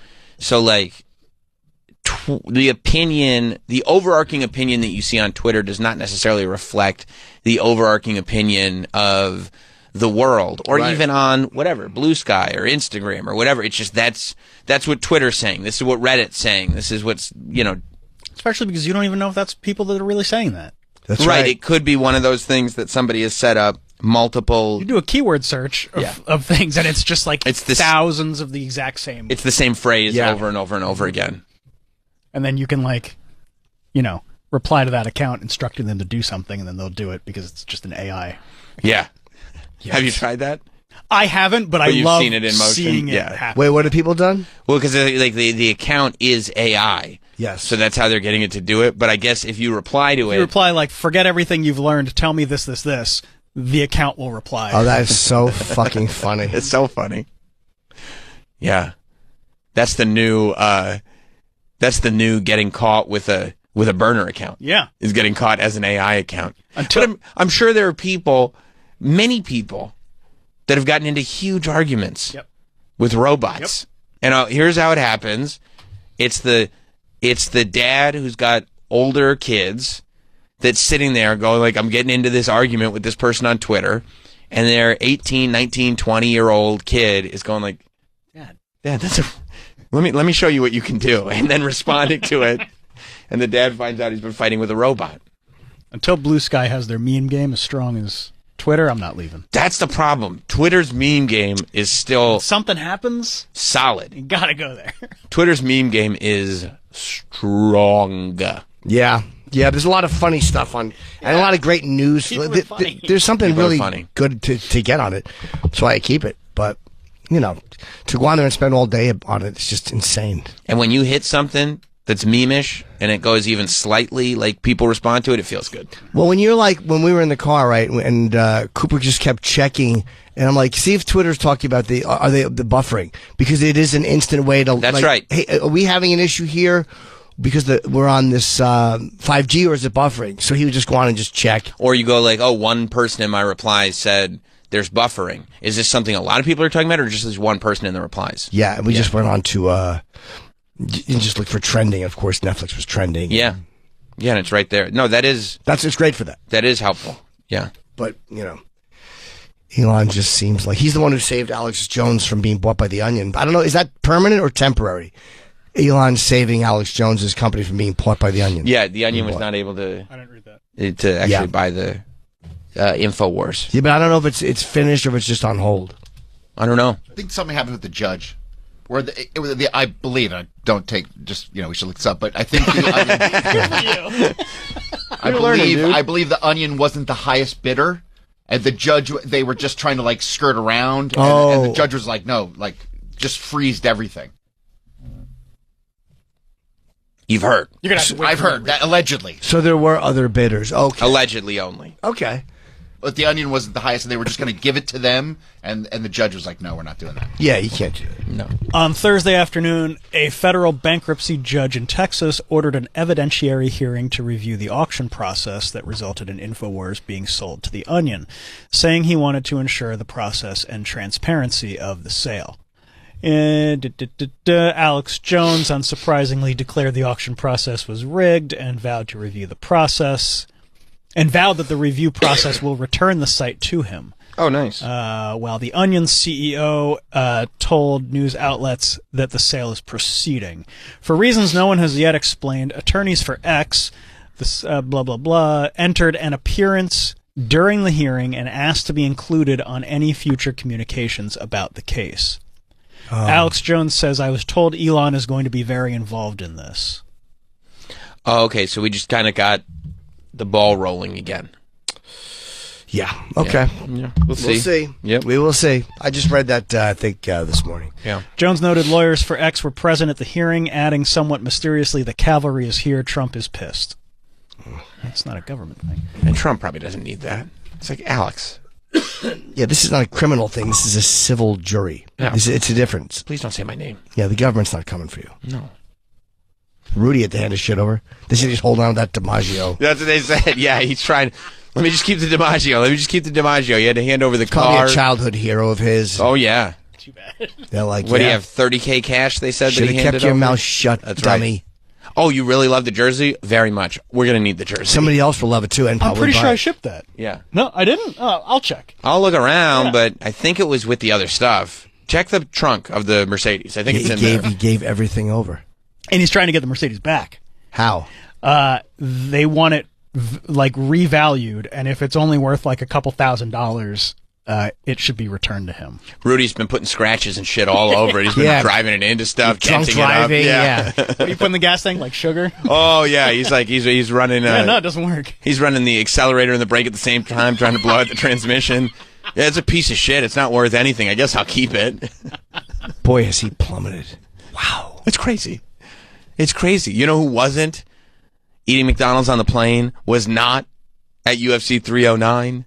Was not at the meeting with Joe and Mika? Is not part of the clique? He's watching the clique. Can I guess? Yes, you may. I am going to guess. The former mayor of New York City, Rudolph Giuliani. That's it. That's correct. He's not in the clique. No, Rudolph Giuliani is not in the clique. No. He was in the crew, which was before, but he's not in the clique. No. I wonder. I don't see how he looks so stupid and bad. Yeah. No, he's never going to be in the clique. He's not in it. He's friends, but he's not in the clique. Yeah. He's going to the inauguration. Okay. But he ain't in the clique. Trying to get his court date moved. Oh, so he can go to the inaugution. Yep. So funny. Listen, I got good tickets. They told me I'd have good tickets. Does he have a court date on the same day as the inauguration? It's like right around that time, but the inauguration is like over multiple days, and he wants to be there for everything. Hey guys, listen, I got good seats. They did that shit on purpose. I got a good ticket. Can I go to the inauguration? No. I don't know how I'm gonna get there. I don't have a car. Yeah. I need a trip. His attorneys left, by the way, his other attorneys, because they said it could have been one of a few ways. One is that he wants to do a defense that he's just too difficult. There's one of a few reasons, and one of them was he was probably that he was too difficult to deal with, and he was unreasonable, and his attorneys were like, fuck this. Yeah, I need a couple of days buffer from the court case and an Amtrak ticket so I can get to the inauguration. Absolute idiot. He really wants to be there, though. His trial was set for January 16th. Now, what is this the trial for? Which one is this? This is to, I believe, determine whether other things that he's trying to keep out of giving them can move forward. Like they're trying to get more of his shit. Well, like he claims that like he gave his son like those World Series rings and stuff like that. So I think like that's we want those too. To determine, yeah. We know you got them. When did he say he gave them? What do you mean? Well, I don't know. Like it all matters. Like if you are say you're losing your house, you can't just sign it over to your wife for $1 or give it to her the week before that happens, because the judge will go, that was obviously to protect your assets. Like Alex, they fucked Alex Jones in that too. But if you do it a reasonable amount of time beforehand, where it seems like this was really a real thing. But what if there's no paper trail where you're just like, no, I gave it to him? Yeah, and with rings there might not be. Like with a house there is, but with rings there might not be. Right, exactly. Oh, I hope, you know what? I hope his court date does get moved. Because I hope he goes to the inauguration, right?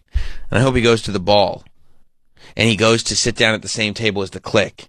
And they have to tell him his table is over back there. There's no way they can want him there. You don't sit with us, bro. You're in the other room. Yeah, he'll be with David Dinkins. Yeah, exactly. No, there's a table just for ex-mayors. Yeah, this is a folding table. I just want to come see the inauguration. This table folds.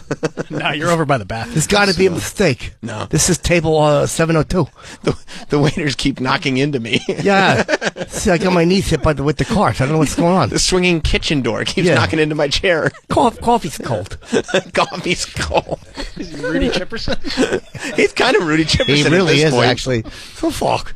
He's like, oh, it's so hard. Oh, God damn it. To take him a fucking sports jersey and whatnot. That's my real hair. Oh, God damn it. Fucking leaking and whatnot.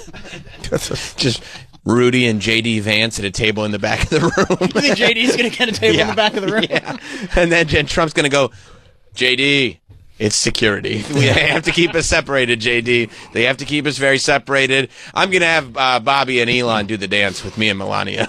Yeah, boy, Elon is right there. Oh, yeah, he is. Oh, yeah, he is. Elon's closer than the vice president is. Elon, I'll bet he's going to be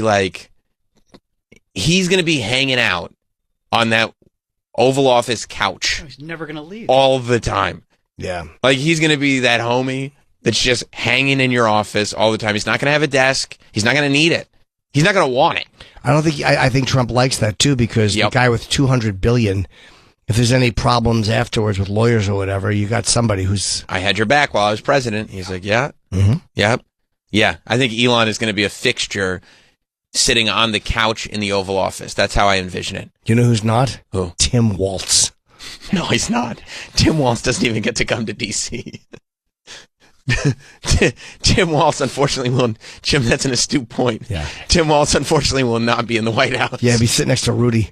I don't know. I was supposed to be there. Yeah. We were going to win. And by the way, Matt Gaetz might have fucked up, because didn't he leave? He quit. He was in Congress, didn't he? Yeah, he already quit? resigned. He resigned. Yeah. And everyone's saying Mike Johnson should release that. Maybe he should, but it's policy that they only do it when they're kind of even working for them. Who has to pass through the when you put people in the cabinet? Doesn't Congress or the Senate have to confirm it, right? And they're saying that's the one that may not make it through the Senate is Matt Gaetz. I don't think that's going to matter. What do you mean? Well, Trump can just use veto power. Yeah, like a recess appointment or whatever to just bypass. Oh, can he? Unless he goes. Presidents can do that if unless he goes like this. There is a vibe that he's building right now with this clique. And Matt Gaetz is not the vibe. So maybe Trump realizes, sorry, bro, you're not the vibe. I think he will have a very hard time. Who, Matt Gaetz? In Senate confirmation? Gaetz. Gaetz, yeah. And RFK will. Because he's not the vibe. RFK's the vibe, though. Right, but senators are different. They don't care about the vibe? No, I think RFK will do okay, because they're going to go like this. Weren't you eating a quarter pounder on a plane? But I do think Gaetz will have a hard time, yeah. I think so, too. And I don't know if Trump wants to immediately start off by telling them, well, go fuck yourselves, I'm doing this. No, he might do it for RFK. Yeah. I don't know if he'll do it for Gaetz. Yeah. Maybe Gaetz is the sacrificial lamb. Because he's not... Yeah, that's a good call. Like, you know what? I'm going to take one for me, but I'll give you one. And Gaetz is I'll give you one, and Gaetz doesn't realize with his Botox, he doesn't realize. I don't believe he's had Botox. I've seen his photos. So? Not at all. Very handsome. He doesn't age. Very attractive man. Very, very handsome. He takes good care of himself. He eats good food. Lots of lotion. That's a good call, Troy. Yeah. That maybe Trump knows so well how the game is played now. He's like, I'm going to have to give them one to get my others approved. Gaetz is the one I'm going to give him. And Gaetz is so full of himself he doesn't realize it.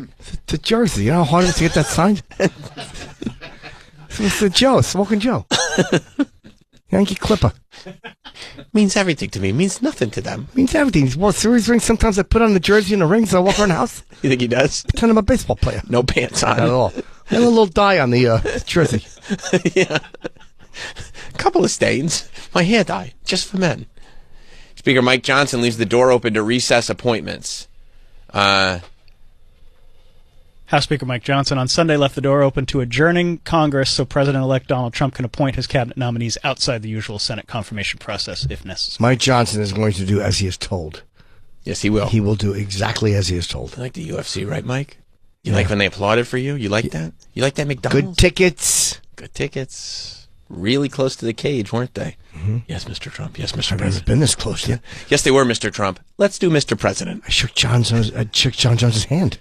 John Jones likes you, huh? Oh, yes, Mr. President. He did, Mr. President. Yeah. Signed something for my son. Yeah. A glove. Yeah. Oh, why don't you sign this for me? Okay, Mr. President. Sure will. I had something with signed once. You know, they seized it. Rudy, how did you get in here? Did you get one from me? Yeah, because they seized this. DiMaggio, got anything signed by DiMaggio? Dude, it was in his city. UFC was in Rudy's city. He couldn't get in the building. I didn't want to go. You sure? Nah, I didn't want to go. Why would he? All those cameras. The whole clique was there. Tell him no. Jelly Roll could have been like, "What's up, Rudy?" No, we don't need Rudy. I don't think it's a good idea. I don't like the optics on it. Now Trump is using the word optics. Yeah, exactly. I don't like the optics on it. Problematic. Rudy's a little problematic. He's using woke terminology. Yeah, yes, for Rudy. Yeah. I don't know. Yeah, he was body shaming. This Rudy is trouble. Oh, I love it. Someone should tinkle soon. Let's all do it, huh? Yeah. Let's all have a tinkle. Let's all go have a whiz. Yeah. I got I think there's more dates on sale. Welcome back. Jim Norton and Sam Roberts. Adrienne Iapolucci is here. The Dark Queen is the new special out now on Netflix. Welcome, Adrienne. How are you? Good. Thanks for having me. How are Of you course. guys doing? It's always so awkward too, and because I like Adrienne so much. When you come in, I never talk to people before you go on the air, because that's how things go. Like somebody will say something, like "Fuck, I wish we were on the air for that." Right. But it's always so awkward when we just sit there and don't say anything. You could just rebuild. You could just repeat it. Yeah, that's why I don't pretend we didn't say that. Yeah, but I just wanted I didn't want to say hello to you. It just seems like really weird. I'm just in my I get phone. it. I get it. Yeah, I hate that. Does that Navage thing really work? It's phenomenal. My doctor wants me to get it. It's my favorite product, and they finally are doing reads with us after me fucking hosing out my nose for 9 years. But you have bad sinuses? Yeah, I was like addicted to Afrin. I like was doing a bottle a day. Oh wow! Really? Yeah, because once you start using it, like it works. But if you do it for too long, your I guess sinuses just like start to need it all the time. So I was like addicted to it. Was it the regular? Like there's a couple of them. There's regular Afrin, and then there's the menthol one, which is the stronger one. Whatever's like extra strength, That's your it, nose starts to like feel like it's on fire. But doesn't it stop working for me? It does Afrin stop works working. 2 or 3 days in. But That's why it's addictive, That's right? why I'm doing like a day of it. Like I was doing a whole bottle of it. I've heard It like stopped working. that's what people always say. Like I'll do Afrin like once if I really need it, Yes. and immediately it's great, but be careful, it's addictive. And I've never met anybody that was actually addicted. Well, here I am. That's amazing. It is amazing. You're doing a bottle a day. Yeah, because you just want to be able to breathe. Yeah. And then you just are like, I have to do so much of it. Did you know you were in the throes of it, in the throes of Afrin addiction? I did. I mean, I was going through a bottle a day. Yeah. And then I think at some point, like, I think you're not allowed to get it. So then I think I had my ex-boyfriend get it for me. It was like crazy. I was on a crazy rabbit hole of Afrin Go to addiction. cop Afrin. Yes, it was crazy. But didn't you notice too? Like I use it 2 or 3 days in a row, and I can't because then my nose just leaks. Then it just drips, and I'm sneezing. Like it's a disaster. Oh, like it's after. too open. No, but you feel like you don't feel like it's really clearing you. It's whatever is congested. It's just building little walls over it. Yes. So it's like this bumpers concrete. when you bowl. Yeah. That's what starts to happen. Like you do it like, I don't know, it works for a little bit and then it doesn't. Navage is great. There's a few days of detox with whatever, with Afrin, a week or whatever, but it does, you will get back to normal. Navage is great. I mean, you realize like how much shit is buried way deep, and it just sucks it Your out. whole face hurts. It's great. Yeah. I was doing the other thing. What is it? The neti those pot? neti pots suck. You gotta heat the water. You gotta make sure it's distilled. It has to be You gotta distilled. mix this. I think you can use regular water. I think they're afraid for people who are going to do it in Africa or something. Oh, you just use tap water on your. No, use distilled. Don't use tap water. I know, but I didn't have You're it. I gonna was get like, a brainworm. Like really? RFK. From regular Yeah. water? Oh, You hell can, yeah. Don't fuck with that in your sinus. It's very RFK's bad. ripped though. He is is great ripped. body. Yeah. He is ripped. I'll Do you deal think the with it. brainworm did it? I don't know. I'm hoping. I mean, I would take. If you could give me a little bit of whatever's going What on does a with brainworm RFK. actually do? Does it just like hang out or like I imagine it dies eventually. It's probably not good. Like I don't think it's helpful. Like wow, my memory's improved. There's a fucking there's a worm in my skull. Wait, that's Yeah. not why his voice is like that. I hope so. You think it was the brainworm? I hope so. I hope it was a Damn, trade-off. I don't want to sound like that. Yeah. Okay, it can give you inflammation. The brain's immune system attacks the cysts caused by the worms. It give you brain swelling. That's not good. No. Oh, No, that seizures. sounds bad. Oh, seizures is bad. Memory loss. Maybe that's what's happening to you, Jim. Maybe I have a brainworm. Yeah. It'd be ironic. But do they? Yes. Do they? Can they And suck mental that out or fogginess. no? Mental fogginess. Can they? Yeah, but also lack of sleep does that. That's true. Yeah, that's a good question. I mean, can you flush out your brain? I don't think you can get all the way up there. No, it probably just dies and stays in your fucking... How did he get rid of it? Or he did It probably died. They might give... I think it just died up there. That's sad. Yeah. For the worm? Yeah. Lonely. R.I.P. It's like the beginning of a Disney movie. It is. Yeah. It's very sad. My dad was in RFK's brain. Wait, how did they find the dead worm? He had like a CAT scan or MRI probably. Yeah. Probably, yeah. They said they found the dead worm in his brain, so he didn't even know he had the brain worm until the worm was dead. But that's also one of those things, like if you don't know that's up there until it's dead, don't tell anybody about it. Can you Like, imagine knowing there's a don't worm mention in your brain? How fucking awful that would be. Well, like knowing there's a dead worm up there, it's like a worm graveyard in your head. Can't get it out. Well, it says he was experiencing memory loss and mental fogginess, so that his friend thought he might have a brain tumor. What if you get tested and you're just losing your memory? There's there's nothing there. There's no worm. You're just have early dementia. Or you're just stupid. Yeah, as it turns out, you're Right. you're an idiot. You're dumb. Oh man, that sucks. You're like, you sure there's not a worm? Yeah, can you check it? It could be dead. Could be dead. Sometimes they're dead. No, you have dementia. Just dumb. Yeah, do they kill it? Like they found a dead one, but there are things they can give you that will kill it, and I guess pills? Yeah, probably. That would kill the worm in your brain? Yeah. Sure. I don't know. Would it kill off part of your brain? I don't know what you would. I mean, I have no idea. I'm so paranoid about, I feel like they don't really, they're just figuring out concussions now. I don't think even brain doctors really. Well, it might be something in blood. It might be something in the blood they give you that. Give something that. Yeah, but what if it causes the brain to not get enough blood or something? Well, no, I'm sure that they figure that out. They don't. All right. Well, here's the great news: it kills the worm, and the bad news: it stops all blood to the brain. Yeah, you won't be able to use your hands ever again. But well, now the worm will be I'm dead. worried I have a worm now. You think you might? I was doing the tap water for a while. Oh yeah, you have a worm for sure. Yeah, probably. Yeah, or some kind of parasite too. It's not just brain worms. You could definitely get. What else? But if you get a parasite in your gut, you probably lose a lot of weight. Well, that's not happening, so I think I'm okay. And the special, I watched a couple clips. I never watched special, but it's so funny. Oh, really thanks. fucking great. I love that you just talk about anything, and it's just so nice to see somebody. Yeah, I'm surprised they bought it, to be honest. You are? Yeah. Did you tell him? Really? I'm surprised you want this. I just didn't think it would be something. First of all, I don't have like a huge following, and my jokes are a bit darker, so I just felt like it was a definite no. And the process was interesting because Louis got such a great brain, and he wanted to shoot you without them knowing that you were being filmed. Did they know when the one you actually used? Yes. What happened to the first one? So there's actually 4 shows. The first one was pretty good, but it was the first one I was kind of nervous, and then one of my friends heckled me. He was so drunk, and I was like, "Did you heckle me during my show?" It's not helpful. Yeah, but he's so drunk, and so he got kicked out. And then the second show, nobody knew we were doing anything. They didn't even say it was a special taping, and it was at the Cellar, and it was just all randos. And sometimes that's great, and sometimes it's not. Yeah, it can work. It can work for you or against you. Right, and I think like 8 people were there and liked me at the show, and the rest were like, "This is not for us." So you're doing 4 on the same night, or no, 2 and 2, 2 Sunday, 2 Monday. Okay, and then the next night you're like, we have to regroup here and get one of these. I mean, that ride home is brutal. Like, because now you have another night to do it, and that whole ride home, you're like, I remember calling my friend up, and I was like, I think I have to quit. Yeah. I was like, I think I wasted 20 years of my life. Wow. Yeah, because you're like, this is not going well, and tomorrow. I'm like, yeah, it was just so brutal. I just tap danced that whole hour for them. It was so brutal. And how was the next night? Were they both good? The early show was amazing. Yeah. Like, I got off stage and I hugged Louie. I was like, oh, we got it. And then the next show was so good that I was actually bored on stage. Wow. They were so into it, and it was less people, and it was almost like boring. It's so weird. The night before, you're like bombing, and you're like, this sucks. And the next night, you're like, I'm kind of bored by you guys. Yeah, I'm killing so what hard. a There's weird, no challenge. It's so weird.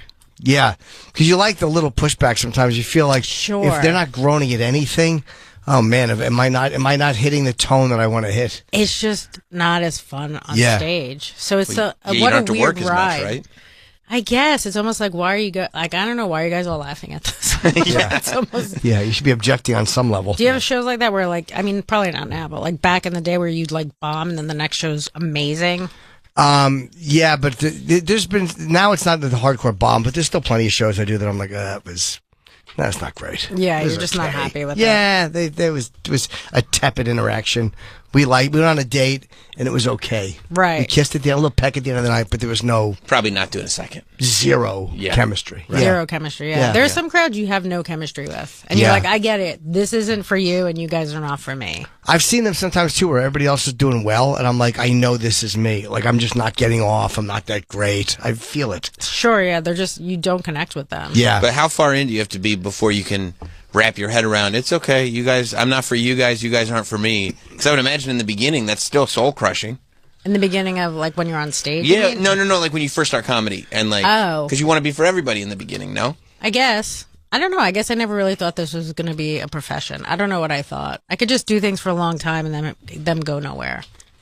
So you were just like, I just do this because I just thought I was going to keep doing it and not get anything. I think that's what I thought. But you enjoyed it? No. I don't know that I even enjoy it now. I mean, Right. I do have moments where I enjoy it, and then there's other times too. Like, I don't really love being on stage. No, like, yeah, like, I like telling jokes, but, like, I don't know that I love being... Like, some people feel so comfortable on stage, and I just don't think that's me. Yeah, I go back and forth. Like, some right, days like, it's sometimes it's great, and then sometimes it's, like, it's work for me to, like, feel comfortable. Yeah. And you probably have to come to terms with the fact that, again, early on, you're like, well, I'll end up comfortable on here. And eventually you're like, yeah, that's never going to happen. It may not happen. You're just like, your comfortability is in the uncomfortability, I think. Right. Going back to like, yeah. Like dysfunction. What did Louis and Ari say to you after the first night? So Louis directed and Ari I mean, we were all pretty sad. I mean, Ari looked pretty upset. I think Louis left before I even got off stage. I think he was just like, I can't even see this. And then Ari was sad. I think he felt like it was his fault. And then Louis...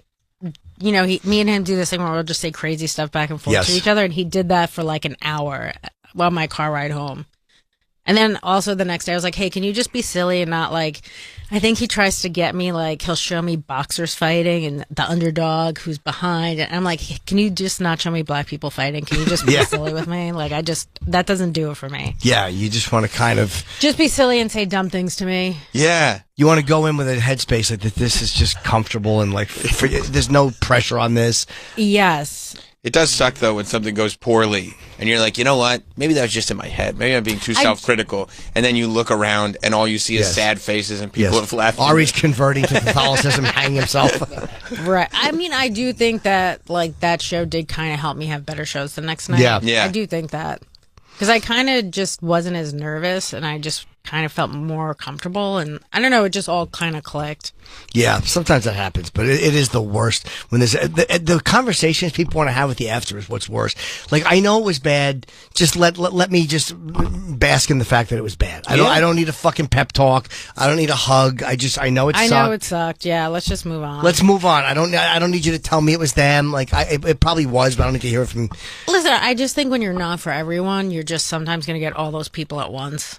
Yeah. When you're just not for everyone, do you remember like that, when Mitch Hedberg taped his half hour, everyone was like, for Comedy Central, they were like, he bombed so hard and he had to be on stage for such a long time, and he's such a funny, brilliant comic. And it's just like, I don't know, stories like that make you just realize you're just not going to be for everybody, and that's okay. Didn't they put music in after or something? I don't know the story, but I know that one of his most famous specials, he really didn't do well in at all. Wow. But it was afterwards, people were like, wow, this guy's great. Right, but I think while he was taping it, like at one point he's on the stairs, like he's just been in battle all day. Yeah. Yeah. Yeah, it He looked happens. deflated. Did you have anything in mind when you were like, yeah, I'm just doing comedy, but I probably won't be able to make a career out of this? Do you have anything in mind of what you would do for a living? I don't know. I mean, I was a paralegal for most of the time that I was doing comedy. I also nannied and watched kids for a bit, too, which people are shocked by. I'm like, what do you think I'm going to do? Push them into traffic? No, we just walk away from the tub for a little longer than you should. Right. I was in the next room. Did you enjoy that? Not really. No. But it wasn't bad. Like, the younger kids were tougher, but then when I got older kids that were just doing, like, rich people stuff and I had to just take them around to it, that was better. So when you had to do minimal work, you were like, It's not that. It's just I don't want to have to be responsible for a kid being alive. Yes. You know what I mean? And when you're 14 and 16, it's like you're pretty much able to keep yourself alive. You're self-sufficient. Right. Unless you do something stupid like, take Tide Pods or something. Right. Most people do, too. Yeah, it's so crazy people thought I know. that. Well, I mean, they look so good. They do. I like the way they feel. Like, Exactly. especially the ones that are squishy. It's like, this might feel good going down. Like, if you hold up a Tide Pod and you say, that is not delicious. Like, there's a big part of your brain that goes, I'm pretty sure it is. Like, That I think looks you're good. lying. Raw chopped meat also looks delicious. It does. Yeah. Yes, it does. I don't know if you could die eating that, but Oh, yeah. or you get worms. You get something. I think Salmonella, right? brainworms, mainly brainworms, yeah. Ooh. You can get something. I think you could get diseases. What kind of paralegal were you? For like, was it like a criminal or civil or? No, it was for civil stuff. So it was a law office, but it was also a collection agency. So a lot of the collections, if they were big enough and people had assets, they would go to the legal side. So I kind of did all of it. Did you want to be a lawyer? I guess you did, right? I did want to be a lawyer. I did too. Like when I was in high school, I saw Injustice for All, and I'm like, that's what I want to do. Did you go to law school? No, I did. You know, it's funny. Princeton Law considered me, but they realized that I had dropped out of high school. That's pretty good. I was a dismal failure academic. No, I knew very early I would never be a lawyer. But it was more of a performance desire. Like it was Pacino at the end of that movie was so great. I'm like, that's what I want to do. But I realized I just want to perform and move people somehow. I just like logic of like law and comedy. I think that's the same kind of thing that I like in both of those situations. But like right out of college, I worked as a crimes victims advocate in the Bronx. And then someone I was advocating for stole my wallet. Wow. And everyone's like, so you became a victim of crime? I'm like, absolutely. Yeah. Yes, I did. Did you stop advocating after that? Yeah, I was like, I don't even like helping people. I quit immediately. You did. Good for you. Good for you. I was making like $27,000. It was so awful. Yeah. Yeah, I just quit and I started doing stand-up. So you went to law school? I didn't go to law school. Oh, you didn't? I thought you had to before you were paralegal, no? So that was the crime victim stuff. I did that like right out of college, and then I took some time off, and then I was working in a law office, and I don't know, I guess maybe you do. I just got like experience working there. What does a victim's advocate do? Do you like it? So, okay, there was a guy that was, he was shot by mistake, and he needed colostomy bags. And because he didn't work enough to get like disability or Social Security, I was like advocating for him to get colostomy bags like paid for by the state because his girlfriend was just cleaning them herself. And I was like, that is love. Yeah, sure. I would be out immediately. Yeah. I'd be like, I've been cheating on you this whole time. I just want to let you know that. Yeah. And he's like, well, I'm actually fine with that. Yeah. You're like, I'm not. I'm just fucking a guy who can shit. He could shit on his own. She's just cleaning colostomy bags. That's disgusting. So what happened? You have to go to the state and go, which is gross that that the state won't just do the right thing. All right, the guy was shot, needs bags. He needs colostomy bags. How We much can are give they? them to him. I don't know. I didn't find out how much they were. Yeah, maybe they're very, very expensive. Yeah. I actually You like wanted the work. gold-plated ones. I like the work. It was interesting. There was this lady. They're also like, you can't become friends with any of these people because like they had crime victims advocate that I guess went to court with one of these people and then somebody shot them or killed them somehow. Oh, wow. Yeah. But also, they don't do very much to protect anyone. There was this one woman that came in and said her husband was like scaling the side of the building, and they were like, "Yeah, until he murders you, there's nothing we can do." Yeah, that's basically there's. I mean, they don't say that, but it's like there's really nothing they're going to do. But he's scaling the side of the building. Yeah, It's and like, there's she nothing. was so terrified, that lady, and I felt bad for her, and she wanted us to become friends. I was like, I don't need him coming up the side of my building. Right, that's Spider-Man. smart. That's What finally smart. happened to her? I don't know. I stopped working there, so who knows if she's even alive. Yeah, he may have got to her. Not my might problem. Not my problem. He maybe decided to rappel down and got in. Yeah, that's. How'd you know the guy took your wallet? The colostomy bag guy? No, a different guy. That guy I didn't see in person. He was just like over the phone. Oh, okay. Some guy came in. So I came back from lunch, and there was already a person in my room, and they're not supposed to do that. They're supposed to like, you bring them in after, and I had just come back from lunch. I put my wallet down, then I came back in the room, and it was gone. No. That guy also asked me out on a date. Oh, and I nice. should have said yes to go get my wallet back. Yeah, 'cause Yeah. you knew where you lived. Yeah, Yeah. that's true. That's true. You could have at least gotten dinner out of it, a little something back for the wallet. What's interesting too is that guy, you know, everyone figures out how to work the system. So if you're on the, I guess have not Section 8, maybe have like like something where like he couldn't get moved unless he had something was done to him. I forget now, but like he had to have something violent or a threat against him to like move buildings, I guess NYCHA buildings. So everyone kind of figures out how to work the system. Oh, wow. Like he was saying he got beat up or he was being assaulted by somebody, and then because that's a threat, you can like go to the head of the class, I guess. Kind Sure. of, and and get moved. yes, because he was trying to move buildings, and there's a long wait because I guess everyone wants to move these buildings, go to a new one or a better one. So you could do that if you have like an order of protection or something. So once he goes to you, now it's registered, now it's documented. Right, now you and I can think you move need up. maybe 2 of them or something. Yeah. So he was the guy who knew how to just fucking. It's like those people that never pay rent and they just try to fuck the system. Right. These leeches. They had it for like 10 if you years. squat or something. Yeah. Yeah. Where it's like if you put that kind of energy into doing anything productive, you'd be really successful. I know, but there is something, I guess, to just fucking the system. Scamming is fun. It is, yeah. Scamming is like the best. Yeah. I'm sure it feels good. Not having to pay. Right. Oh, so I worked with this guy at the law office. He did the collection side stuff. He was so smart. He came here, I guess, after 9/11, and he got 2 Social Security numbers by accident. So one he worked, got money, and the other one he had every government program you can have. Oh, that's sick. Yeah, and he saved a bunch of money. Him and another guy used to fight because the guy would, like, get upset with him for drinking milk, and he's like, you're scamming the system. Yeah. What do you care if I'm drinking your milk? You have so much money. But that guy, like... But he doesn't want to get scammed. That's why. Because when you're scamming, you don't get more generous. It's like, if somebody's drinking your milk, now you're scamming, now you're getting scammed. And the worst thing that can happen to you when you're a scammer is getting scammed. That's true, but I would just think, like, milk is pretty cheap when you have, like... I mean, he had free... Not in this economy. Good point, Sam. Yeah, but this was a while ago. Oh, sorry. They used to fight. They were my favorites. Anyway, he built a mansion in Africa with, like, Armani tiles, and he went there with his family, and his family hated it. And they went back to the projects in the Bronx. They didn't like the Armani tiled mansion? No, in Africa, they don't like it. They came back to Were the they Bronx. Americans? That really shows you how I think good those kids were born here, but he wasn't. This country's great. That shows you how good things are. There must have been. I wonder if, like, if you have so much money there, if you're in a poor neighborhood, do you feel like you're constantly under threat? I think the kids. I don't know. I thought I didn't think it was because of that. I thought and you're in the Bronx. There's so many people around. I got the impression that it was just not what they were used to. You know, you go outside, all your friends are there. I assume in Africa you have to take a pretty big hike. Yeah, Armani floor tiles. How tacky. What are you talking about? They're pretty beautiful. What a flex. Needs that shit. What a flex. Did this guy ever did he ever get found out for cheating the system? I don't know because that place closed. I have no idea. I would like to talk to him though. Yeah. Yeah, it's pretty brilliant. I mean, as much as he was so smart. His breath smelled so bad, but he was so smart. Really? Couldn't figure everything out. He didn't figure everything out. What did it smell like? Unbrushed? Shit. It smelled like actual dog shit. Like he ate a shit sandwich every morning. Here's the problem. He had 2 Social Security numbers. He scammed every system. Yes. He was super rich.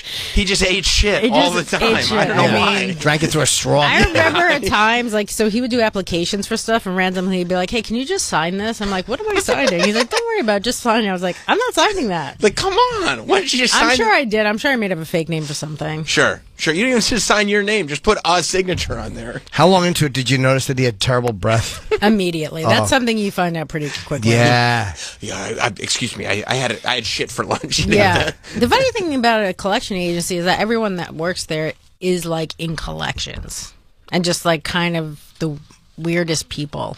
Yeah, I guess so, right? You don't usually deal with them face to face, though, isn't it? On the phone only? It's on the phone mostly, yeah. Yeah, my sister did something similar. We have to call people, and I imagine you deal with a lot of angry people. I mean, I was getting phone calls there for my own debt. At the collection agency. That's I remember awesome. one time I wasn't paying for my Honda Civic because the brakes just sometimes wouldn't work, and So no you're one like, could wow. figure out why. Right.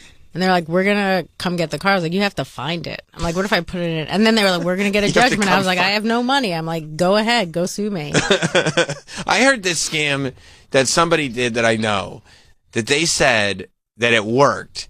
That they were like $40,000 in credit card debt or whatever. And their lawyer friend told them, just like document every time they call you. And they're going to call you a lot. But document every time they call you. Okay. And then when I tell you pull the trigger, tell them, please stop calling me. And then you tell them that, and then if they keep calling you, we'll file a harassment lawsuit. And if you do that, they'll forgive the debt. That's amazing. And I don't know if that's true or not, but It it sounds sounds like it would be fucking true. awesome. It depends on the debt, though. If the debt is less than their lawyers will cost to defend a harassment suit, they'll probably forgive it. If you owe fucking $70,000, $80,000, they probably push it. But if it's a $15,000 thing, Then it's like, they're like, we have in-house counsel. It's going to cost $10,000 minimum. now again, you have to be okay sitting around all the time getting calls from debt collectors. Like this Right. becomes a huge part of your life. But it's like if you could But- do that, say it takes a year of your life, right? That's Yeah. like a salary, 40 grand, or That's it used to yeah. be. I remember too, like if you don't pay debt for long enough, they sell your debt to people. Yes. Yeah. So then when people send you that stuff, if you ask them for copies of your bills, they have to usually dismiss it because they don't have proof of it. Oh, because they didn't send all the data. They're just sending you a bill. They're not sending you. So stuff like that. Like I remember I had some lawsuit and my office helped me with it because they were like, well, we'll ask them for like a bill of particulars, which is all the stuff. And they just don't have it. So what do they say? They keep calling you or they, like, how do you ask them? On the phone or are you able to write them? Or? I think they had sued me at this point. And then that was like part of the response where it was like, well, I might have even settled because they didn't have that for a much lower amount. But like because they couldn't provide the proof of the actual debt. They just bought the actual debt. They just buy a ton of debt, but they're not actually getting all the paperwork. They have no idea what I bought. Could they go back and get it? Like, if it was enough, do you think they're able to retrace that and they just say it's not worth it with this amount? They might. I don't know how long you have to keep records for. You can sue a debt collector for harassment. That's so crazy. You should not be able to do that. I think you should. You think so? Yeah. If it's unreasonable, yeah. Yeah, I mean... But like, I think that most people are whatever raised with such a fear of authority that when someone's like, you got to pay this back or you're in trouble, that's enough to be like, oh, okay, I got to pay it back. I think if the cops called me and said that, maybe I would. Right, but then there's this other group that it's like, I'd be like, you guys are like, you get paid less than teachers. Plus, you probably do owe the money. You 100% you owe know the money. That you owe the money. For sure. It's like they're not trying to steal from me. I owe the money. No, you owe the money. You should pay. But then there are a lot of people also that will just go like, hey, you have to pay this back. And you're like, nah. I have a friend that does this thing with tolls, like the toll system, where he'll like, I guess there was a place he was going and refilling his toll, and then once they closed it, he stopped paying it. And then it gets to like $3,000 in fees, and he has to every couple of years get a lawyer so he could get that way. I'm like, just get a Easy Pass. Yeah. But this is his second time he's done this, where it's like $3,000 to $6,000 in fees, and then he needs a lawyer to go in and get that back down to whatever. So he is paying the tolls. He's not. But now when he does this lawyer thing, he'll be like, hey, I'll pay the tolls now. Right, but I would say at the end he pays. He does, but it's like, but he gets it knocked down. Well, he invests that money and makes interest. But he's not. He's just buying cocaine with it. Like, he's definitely not investing it. That usually is. A lot of times with scammers, that usually is where a lot of the excess funds cocaine, go. Cocaine and hookers. Yeah. And it's not like the old days where you could fake it. Like now it's all license plate readings. You're not going to get away with it. No, you're not going to get away with it now. I wonder... like what it's going to have on that congestion fee, because I heard it's coming back. She's literally the worst. Yeah, I mean, she's just... She waited a week after the election. She's a fucking I don't know pile why of she shit. would do that. She wants people to hate her immediately. Yeah, she's she was like, real pile of shit. She was like, we're going to do this. And then when it was like, oh, there's an election coming up, she's like, don't worry, we're not going to do it. And then immediately after the election, she was like, okay, we actually are definitely doing it. People aren't going to stop driving. No way. You're just going to have less money for groceries for your kids. Yeah, and more. The city will get more that they can give to places we don't want them to give it. Yeah, it's crazy. I think it's going to be like $9 instead of $15. No, but it will go up within 3 years. A lot of money. And it will go up. Oh, yeah, perfect. That is a lot. It's great news. Do you watch that fucking press conference where she explains in a video and she's like, but great news. Great news. We found a path forward. Like, especially fuck since you.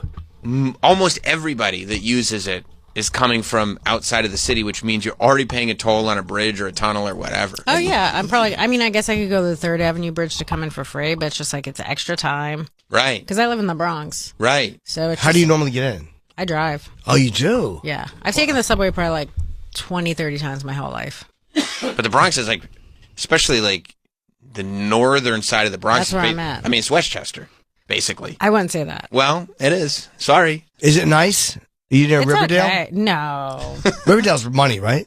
I think so. I don't Riverdale's rich. I don't know about that. I've banged some guys in Riverdale that are not rich. Nice. Yeah, and were they good? I think they're on the cusp of poor. Oh, okay. Were they at least good in bed? No. Oh, no. There's actually nothing. There's nothing good. It was like that brain worm. No benefits. Nothing. That's probably what rich is to me. As long as you're on the cusp of poor and not actually poor, you're fucking loaded. Yeah, it's not bad where I live. It's not. I mean, I've lived in the Bronx my whole life. I live close to the Throgs Neck Bridge, which is pretty nice. Do you live alone, boyfriend, or do Just you live have with a dog. roommates? My dog. Okay. Yeah, I like living alone. I mean, I'm married now. I can't. Well, that's what I was going to You shouldn't say that. I do. No, I loved it. I loved it. Well, it's also good too because you go on the road a lot, so you have time to yourself. But do you bring her with you on the road? Once in a while, it's rare. Okay. Like she likes to be home, and I like to be on the road. I think it's good to have a little break.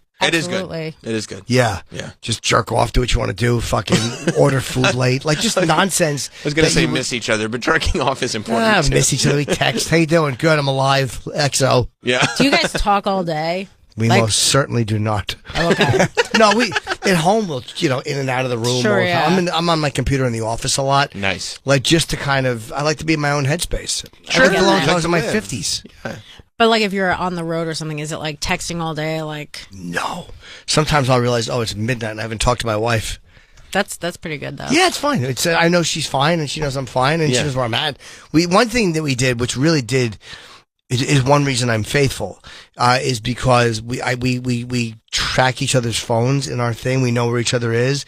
So without that, you would not be faithful? It's not that I wouldn't be, but I mean, I've been a horrible shit my whole adult life, so always cheated. Yes. But I don't with her, and I don't want to, but that is a thing that is a real, it stops you. It's like I can't pretend that I'm in the village if I'm uptown when I know she can check. So it cuts out even the fantasy of doing it. Right. I don't think cheating is necessarily bad. I don't feel That's been my philosophy. I just don't feel like couples go through anything now. It's like, see if you guys can get through it. You know, like back in the day, you had to get through like a potato famine and a genocide. It's like, can you get through this infidelity? Yeah, I mean, I've been through that, and typically we couldn't. You couldn't. With many So you guys exes. would not have survived the genocide then? No, probably not. I think most of us were around for 9/11. We remember. I don't think we need to cheat on our partner. Was that a genocide, 9/11? No. Well, neither's No, cheating. more of a mass It's not murder. genocide. No, but Not I at think all. 9/11 really doesn't affect you, though. Like, I lived in the Bronx, didn't really affect me. Yeah, just the tone or the temperature of the That's true. country. That's true. But yeah, no, I know what you mean. Can you get through it? Have you ever cheated on anybody and then told them, I want you to know, No, this is good for you? I've had a couple of boyfriends that, like, I try and break up with them and they're going to kill themselves, so I will cheat so they can find out. That's really nice. How do you do it so they can find? Because that really makes you want to kill yourself. Like when someone is cheating, like if they're depressed enough. Well, if you just break up with them, then they'll be in love with you. This way, they get to hate you. Isn't that nice? How'd you get caught? I don't know. I think he had me followed, or who knows. But you were not like. And then we got engaged. I was not After? expecting that. Yeah, like Wait, 6 months with the later. guy with the guy you were trying to break up with, or the new one? The guy I was trying to break up with. And when he proposed, you were like, yes. I had to. We were in Italy at his family's house. Did you cheat on him again after that? No. Yeah. Why'd But you we- go to Italy if you were going to break up with him and you were cheating on him? I mean, I'd never been to Italy. I don't blame you. That's fair. You knew the answer. Italy's beautiful. I mean, maybe things would have gotten better. It was just like getting married right after that was not smart. You know? Was he a cuck? Did he like hearing about it? No, he Oh, was very okay. upset. I went back to the house thinking I might get hit. I didn't even know that I wouldn't get hit. Wow. So wait, how did you know he caught you? Because he said to me, I know you're cheating on me. Oh, okay. It was no like. So where were you? It was, Yeah, it was none of that. Were you cheating when he sent you the text, or he called you? No, I was out for my friend's birthday. Oh wow. When he said, And then I had texted that guy to be like, hey, I think he knows. And he's like, fuck, I was having such a good day. I was like, well, just like, are we not supposed to curse on You here? can curse. Oh, okay. Were you freaked out when he found out, or were you kind of relieved? I was freaked out, but I also was like, I remember saying, thank God this is over. Yeah. were you like, when he said, I know you've been cheating on me, did you admit it right away, or did He you was go, like, well, why "What?" would you cheat on me? I was like, because every time I try and break up with you, you tell me you're going to kill yourself. You said that? Yeah. Oh, wow. Wow, that's tough. And then He was like, touche. And then he's That's like, I actually a know. great reason. Come to Italy. We went to Italy like 6 months later. So did you break up for a Things did while actually and then- get better, but then they kind of went back to the way they were. What was wrong with it? He's just a workaholic, and like communication wasn't great, and they were just, I don't know, stuff like that. You're We just over it. Yeah, we kind of just drifted apart, I guess. Yeah, it happens. How was the actual, you never got married. No, we never got married. How was the actual breakup? Brutal. It was bad. It was bad. Did you initiate it? Maybe, I don't know. It was weird because like he was gonna move out, and we were gonna try and work on stuff, and then like I moved back in with my mom, and that was just brutal. So things just kind of got worse. Also, too, I was with him for so many years; he became kind of like my family. So I wasn't even in love with him, but I Yeah. just missed the stability of whatever that was. Yeah, the person. Right. It's just the person. Even They're though there. sometimes we'd be at home together and ignore each other. You would. Yeah. But you don't, I mean, it's literally the same way you describe comedy. You're like, No, this is just what I do. I can just be in a bad situation for a long time. Yeah. Just like I just do this. This is what my life is. That's fine. Like if I was kidnapped, I'd probably be upset a little bit, and then I would just get into a groove. Yeah. Yeah. So you're saying if you were like in Gaza right now in a tunnel, you'd be like, all right, well, it's not the best chair I'm sitting on, but But I'm not getting killed right now. Yeah, this is what we're doing. First couple days were rough, but this is what I do. I would just probably be like, this is kind of what happens. And it's not. I know, it's not good. No, it's I not. think that's how I stayed in comedy so long. This is just kind of what happens. Yeah, I just deal with levels of dysfunction. I mean, I love it. It's a good way to be. It's probably not good. Well, no, it's not. But it's probably a good survival mechanism. Maybe. You know? It probably does stop you from getting out of bad situations, though. For sure, yeah. You know, like you could have just been like, no, this isn't good, and I can find a good situation, so let me go find it. Right, but I was also like working at that place doing comedy. I didn't have enough money to like pay for rent on my own. I think in New York City, people stay in relationships way too long because you can't afford to live by yourself. Right. You just stay there. That's happened to me a couple of times. Where it's half the rent. Where it's half the rent. Yeah. What is your mom like? I read that your mom gets jealous if good things happen to you in comedy. Or is that real, or are you kidding? I mean, I think she does, but I think she's just kind of been that person my whole life. She's pretty like narcissistic. Okay. But she also does stand up or did stand up. Oh, really? Mm-hmm. But was not successful? She would do it she started when I was 18, I guess, and then she would start and stop. Oh. She never kept going with it. And then when I started and I got like a little bit of success, maybe 5-6 years in, she was like, oh, I didn't realize you could actually do this. Oh, so you know, was she happy for you now with Netflix? I think so, because we're getting along. Oh, you back and forth. We go back and forth, me and her, yeah. Who will usually start if you're not getting along? Who will start, like meaning, is it normally like she's just shuts you out, or you just get sick of her? Or? I get sick of her. Or she'll do something that's just like one time we were she was getting divorced, and this was a divorce lawyer I'd worked for, and I called him up. I wasn't working there anymore. I called him up. I picked her up in the Bronx. Then we drove to Tarrytown to go see this guy. I mean, I spent my whole day. Right. And she goes, "Is there a reason why I'm opening all the doors?" I'm like, what? I'm like, you're just getting there before me. I was like, just wait.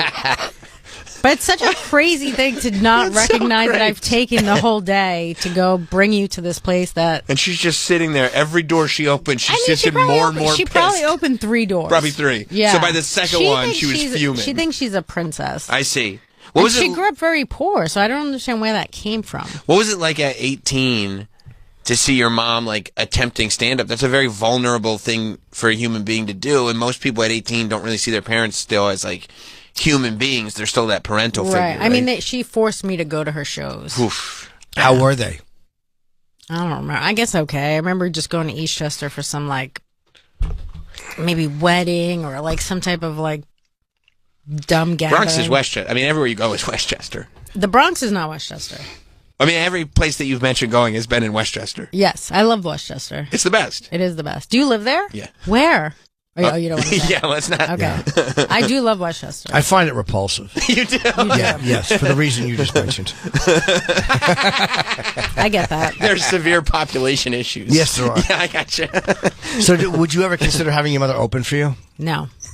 Oh, that'd be great. Yeah. Would you want to see that? She would love that so much it would upset me more. Do you think she'd go over her time? She'd be so happy to do it.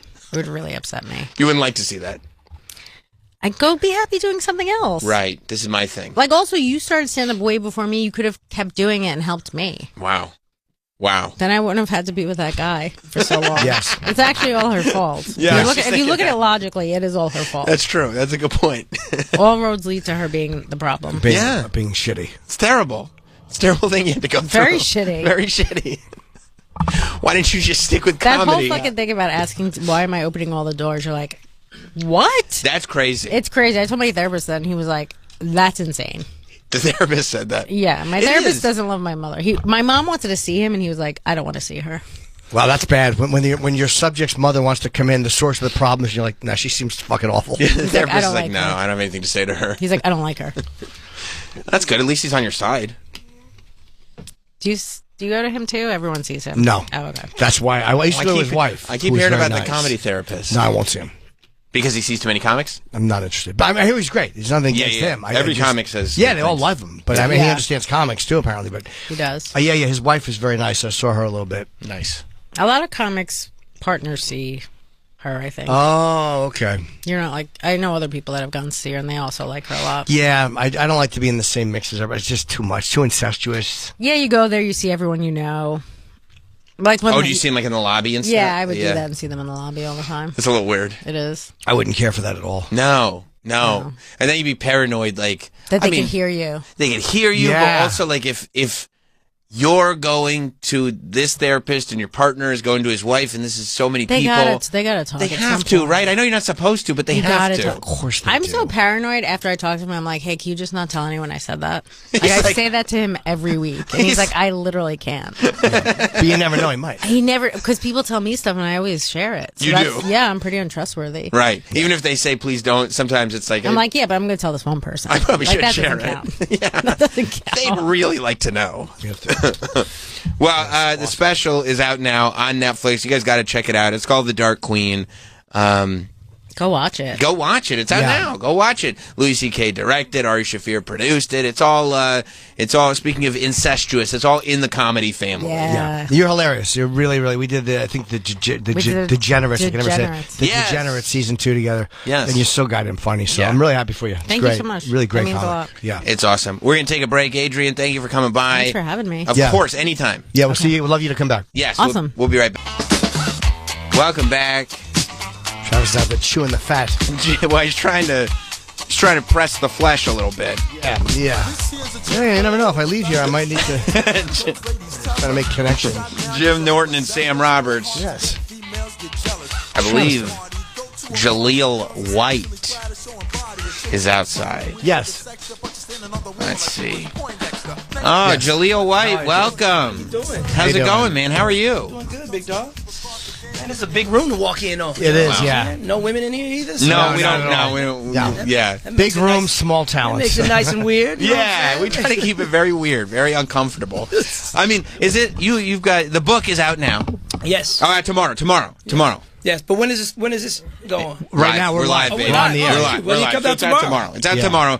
It's called Growing Up Urkel, a new memoir. And is there anything in here, speaking of uncomfortable, that you're like, okay, once this book comes out, it's there. Everybody knows. and there's no taking it back. There's a few moments, but I think the thing I'm enjoying most about releasing the book, this is my first. I think I'm more proud also that I'm doing the audio. So not everybody likes to sit down with a book. I put down 8 to 9 hours actually recording the book myself. I really enjoy hearing the parts that resonate with people, the different parts. Like, it's a different compliment entirely to write something down in literary form and then see people's dog-eared pages and underlined passages and what connects with them. So, I really relish that interaction with the readers. It was only supposed to be one episode. I'm always fascinated with those stories, like where somebody's like, "Hey, we're gonna have you on for one episode," and then it just you become eventually the star of the show. At what point did you find out they wanted you back? So Family Matters. Yeah. Yes. Yeah. Almost immediately, like 72 hours later. They said this went really well. It wasn't about this went really well. I mean, this is the one story. That's also another reason why I wrote the book. I've told a lot of these stories forever, for 30 years. Sure. And, that can get a little exhausting. That's probably more exhausting than being recognized for the character, to be quite honest. It's like, tell that story again for the 1,000th time. But that's okay. I'm honored to do it, especially in this case. But I was there. I was only supposed to be in one episode. In the taping that we did, a fraternity showed up and chanted my characters' names in the scenes that I wasn't in. And so, obviously the producers really took extra notice of that. And it was just an overwhelming reaction to a character in a live taping. And the funniest part about that one was actually, you don't get primo parking when you're a guest star. So we actually parked where the crew parks and the audience parked. And we were walking back with the audience, me and my mom and dad, and people are patting me on the back. You're a really funny kid, et cetera, et cetera. And I'm not looking at it as anything more than, having exited the stage door after a school play. Right. For me, I was always in it for a Sega Genesis. My dad told me anytime I booked a job, I could get one thing of anything I wanted, which was genius motivation from a father. Because what was a kid going to get back then that cost more than $100, $150, or $190 from Circuit City, Radio Shack, Toys R Us? Yeah. And Sega Genesis is about the top, most expensive thing that you can imagine. Exactly. Yeah. Right? So I was a very happy kid, and I think that's one of the things I love about the story, as it helps other people relate to it.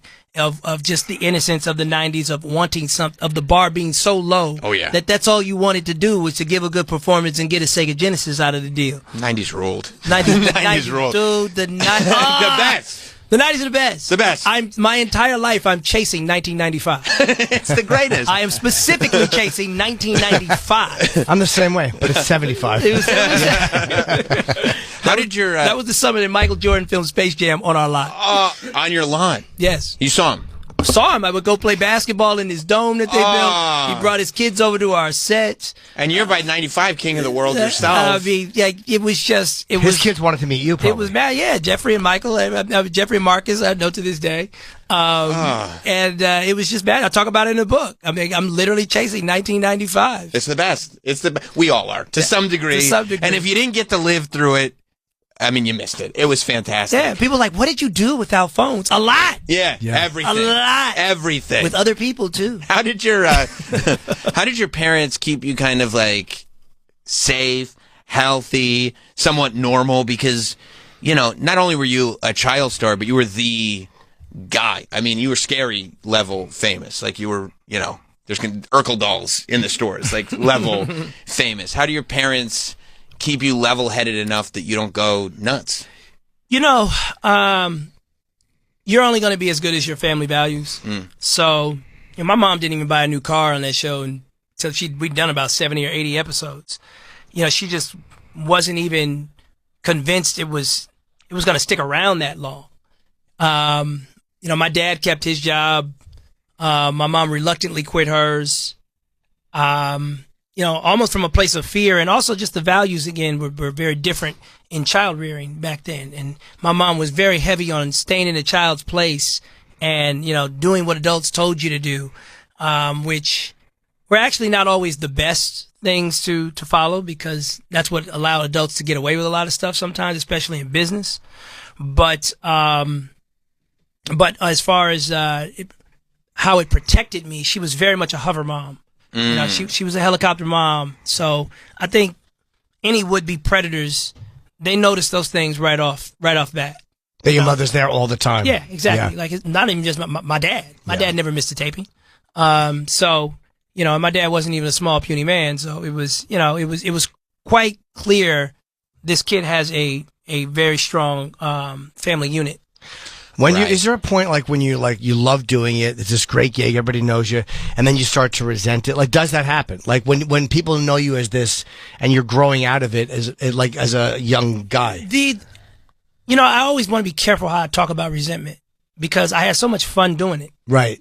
And it happened in chapters that I have to acknowledge each chapter. So when you're in middle school and suddenly you go from being the only black kid in your school, literally the only black kid in your school, to now being on a television show, and now everybody wants to invite you to their bar mitzvah.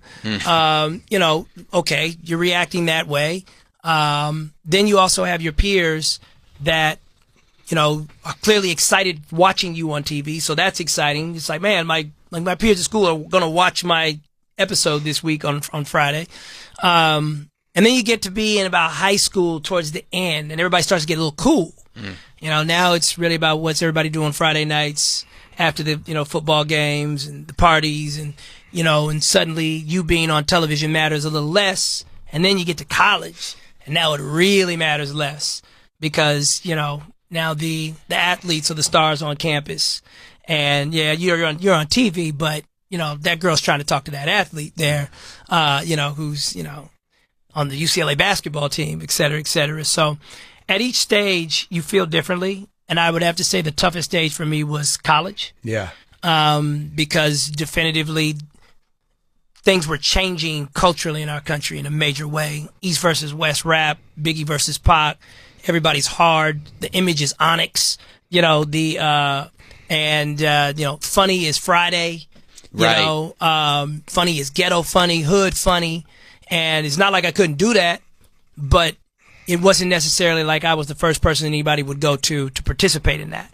Right. And also, I mean, I always wondered too, the idea that like, because you're playing that character from what, when you're 12 to 21. Right.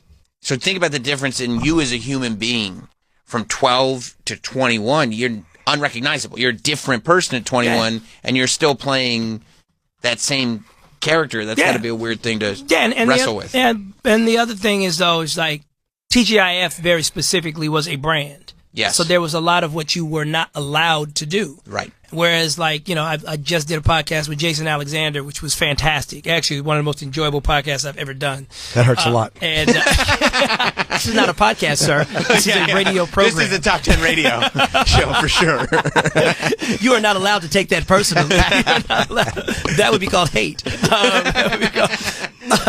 But Jason's a really, really funny dude, and it's like as soon as I walked into the room, he was just like, how have we never met? And it was like, you got invited to all the award shows. He was like, that part. And he was so humble about it, and he was cool. But I'm like, man, I used to watch your show, you know, on Thursday night. I loved Seinfeld. Mm-hmm. And, you know, that would fire me up to go shoot my show. But then there would be a part of me that would be like, damn it, man, like, they get to do adult subject matters, more mature subject matters, and we can't really, you know. That wasn't what TGIF was. That's not what TGIF was. So, you know, when you consider the SSTGIF, what it was, and who made it off the sinking ship, I'm very happy with how things have turned out in my life. I got a decent life raft. Yeah, was there any part of you too that, and you know, not to go back to what would be considered hate, but like, without that lineup of shows and without Family Matters, TGIF was never able to really click into effect. Was there a pride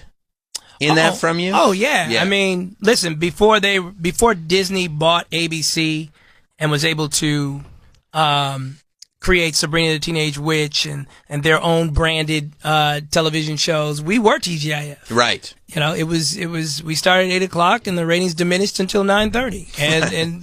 And you know, that's a huge badge of honor that I wear. I feel the same. Like if I leave something, I want it to completely collapse behind This it. dude over here. I want to walk out like when the Joker walked out of the hospital. That's how I walk. You just want stuff to explode behind. I mean, before the door is no closed. survivors. No, bodies falling. No. And you think we're joking? This dude is dead serious. I'm looking at his eyes right now. But and you got cast. I also when you got cast as Rudy in the Cosby Show. No, I didn't get cast. You I don't didn't? want Keisha Knight-Pulliam sending me an email and a cease and desist.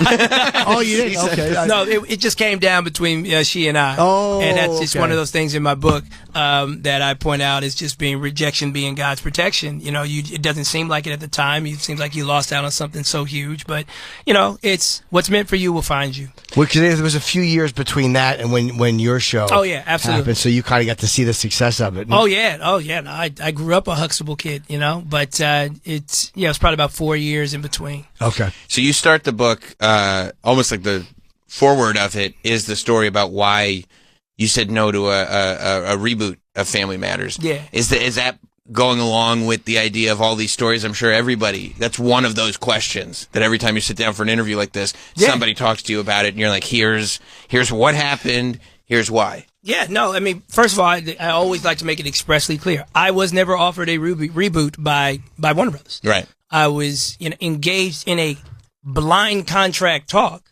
which I felt was very manipulative and not very respectful by the top executive producer of our show. You know, it's... What's a blind contract? A blind contract is signed right here. We will pay you this amount of money and we will go develop the show that you are now obligated to star in. Oh, okay. Does that sound attractive? Right. For me, yes. Here's the money. We'll tell you what it is later. I'm not signing up for here's the money. Sure. We'll tell you what it is later. I did that for one project, and it's coming out December 3rd, but I'm honored to be a part of that universe. So that's in my entire career. But in this particular case, I'm like, man, I'm not 12 anymore. You know, I know what will work and what won't. And even when we left from ABC to go to CBS, I didn't agree with that move, but I went along to get along, and that didn't go in my favor. So it's just amazing how many people will life is about lessons, and how many individuals will come back and want to tap that well again and again and again until you set up a boundary to say, hey man, I'm not doing that. Yeah. So we were never offered an official reboot. There was never a script. There was never a writer attached. They just knew that they wanted to follow the Fuller House business model expressly. And I'm like, I don't want to copy Fuller House. That won't work for us. And there were things that I knew about that. I love Candace Cameron. That's my homegirl, so I don't have to say anything about Fuller House negative. It was terrific for what it was, and it helped the people that it was supposed to help. Now, when you look back on it, something very predictable happened that I saw was going to happen. Those kids on Fuller House don't work anymore. Now, they aren't typecast. They aren't associated with any characters. It's, again, they got caught up in that TGIF branding. So now anytime an HBO show comes along or, an FX show, something that's considered prestige television, if those kids' agents are trying to submit them, they're going, we want a fresh face, not necessarily some kid from Fuller House. And I was like, listen, I'm not going to do that to another generation of kids. If I work with kids in the future, and I create some type of future version of myself, I got to advance the legend of Family Matters, and that kid doesn't need to be known as a young Jaleel White or a young Steve Urkel. That kid needs to be simply known as a damn good actor. Did you have that at all? Like, where you went for something after that you could think of when you're like, they're like, no, because we see him as this. Was there something that you missed out on that you're like, fuck, that's where it kind of hurts? Again, I don't even think it was just because they see him as this. It's, I cannot lean on that more. There was an entire ship of performers on the SSTGIF, and I'm very proud that I have continued to work. I'm the host of a game show right now. I'm telling you, I got a dope freaking project coming out on Disney Plus on December 3rd. I'm grateful to be able to speak about it from that vantage point. There are so many others who are not quote unquote typecast that are not working, and I want people to have respect for what it is to audition vigorously in this business and hope for your next game-changing opportunity.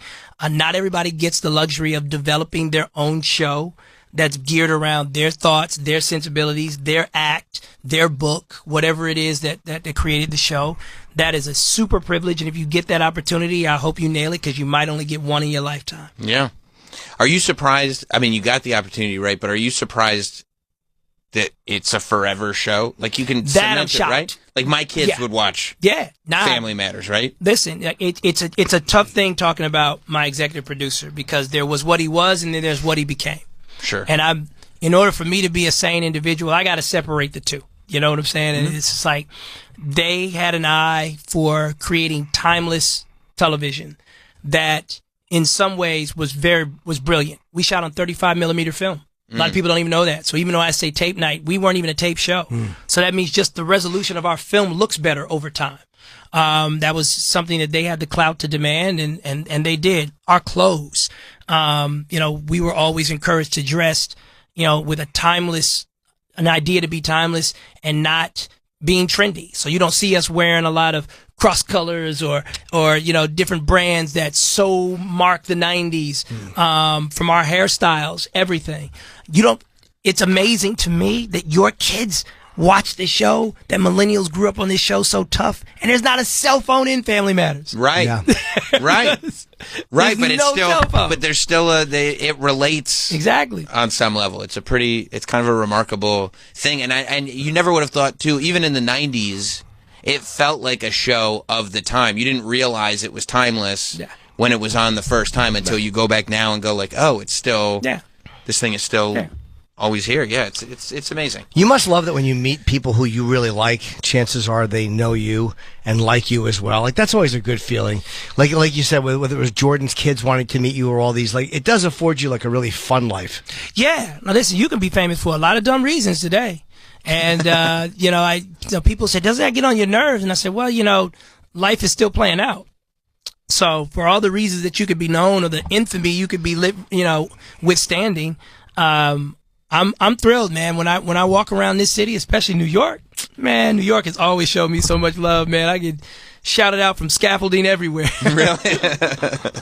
That's awesome. Well, the new memoir is out tomorrow. It's called Growing Up Urkel. You're going to be doing a meet and greet and book signing tomorrow at 6 p.m. at Barnes & Noble in Union Square here in New York. And also, you mentioned the game show. You're the current host of Flipside, which is on CBS and the Game Show Network. Yes, sir. So, I mean, for anybody to be working in media right now is a Thank you. Pretty big accomplishment. You know exactly what I'm talking about. As it pertains to the book, it's just like if you love TGIF and you want to look back in the 90s fondly and catch a few surprises. I went to public school the entire time I was on that show. That's crazy. I sat in class in public school the entire time I was on that show. I played for my basketball team in my senior year, and they changed the whole schedule to allow that to happen, and it did not go well. Read about that. I related too. You said that they made you wear looser pants because of a bulge as you got older. You relate to that. Around here, it's the same thing for me. It's a 35 zone. We're speeding. Yeah. We're speeding. Let's slow down. No, it happens. Yeah, for me the bulge is in the back, but still. Okay. Sure. You can get that checked out. Well, Jaleel, thank you, man. Thank you for coming by. This has been great. Yeah.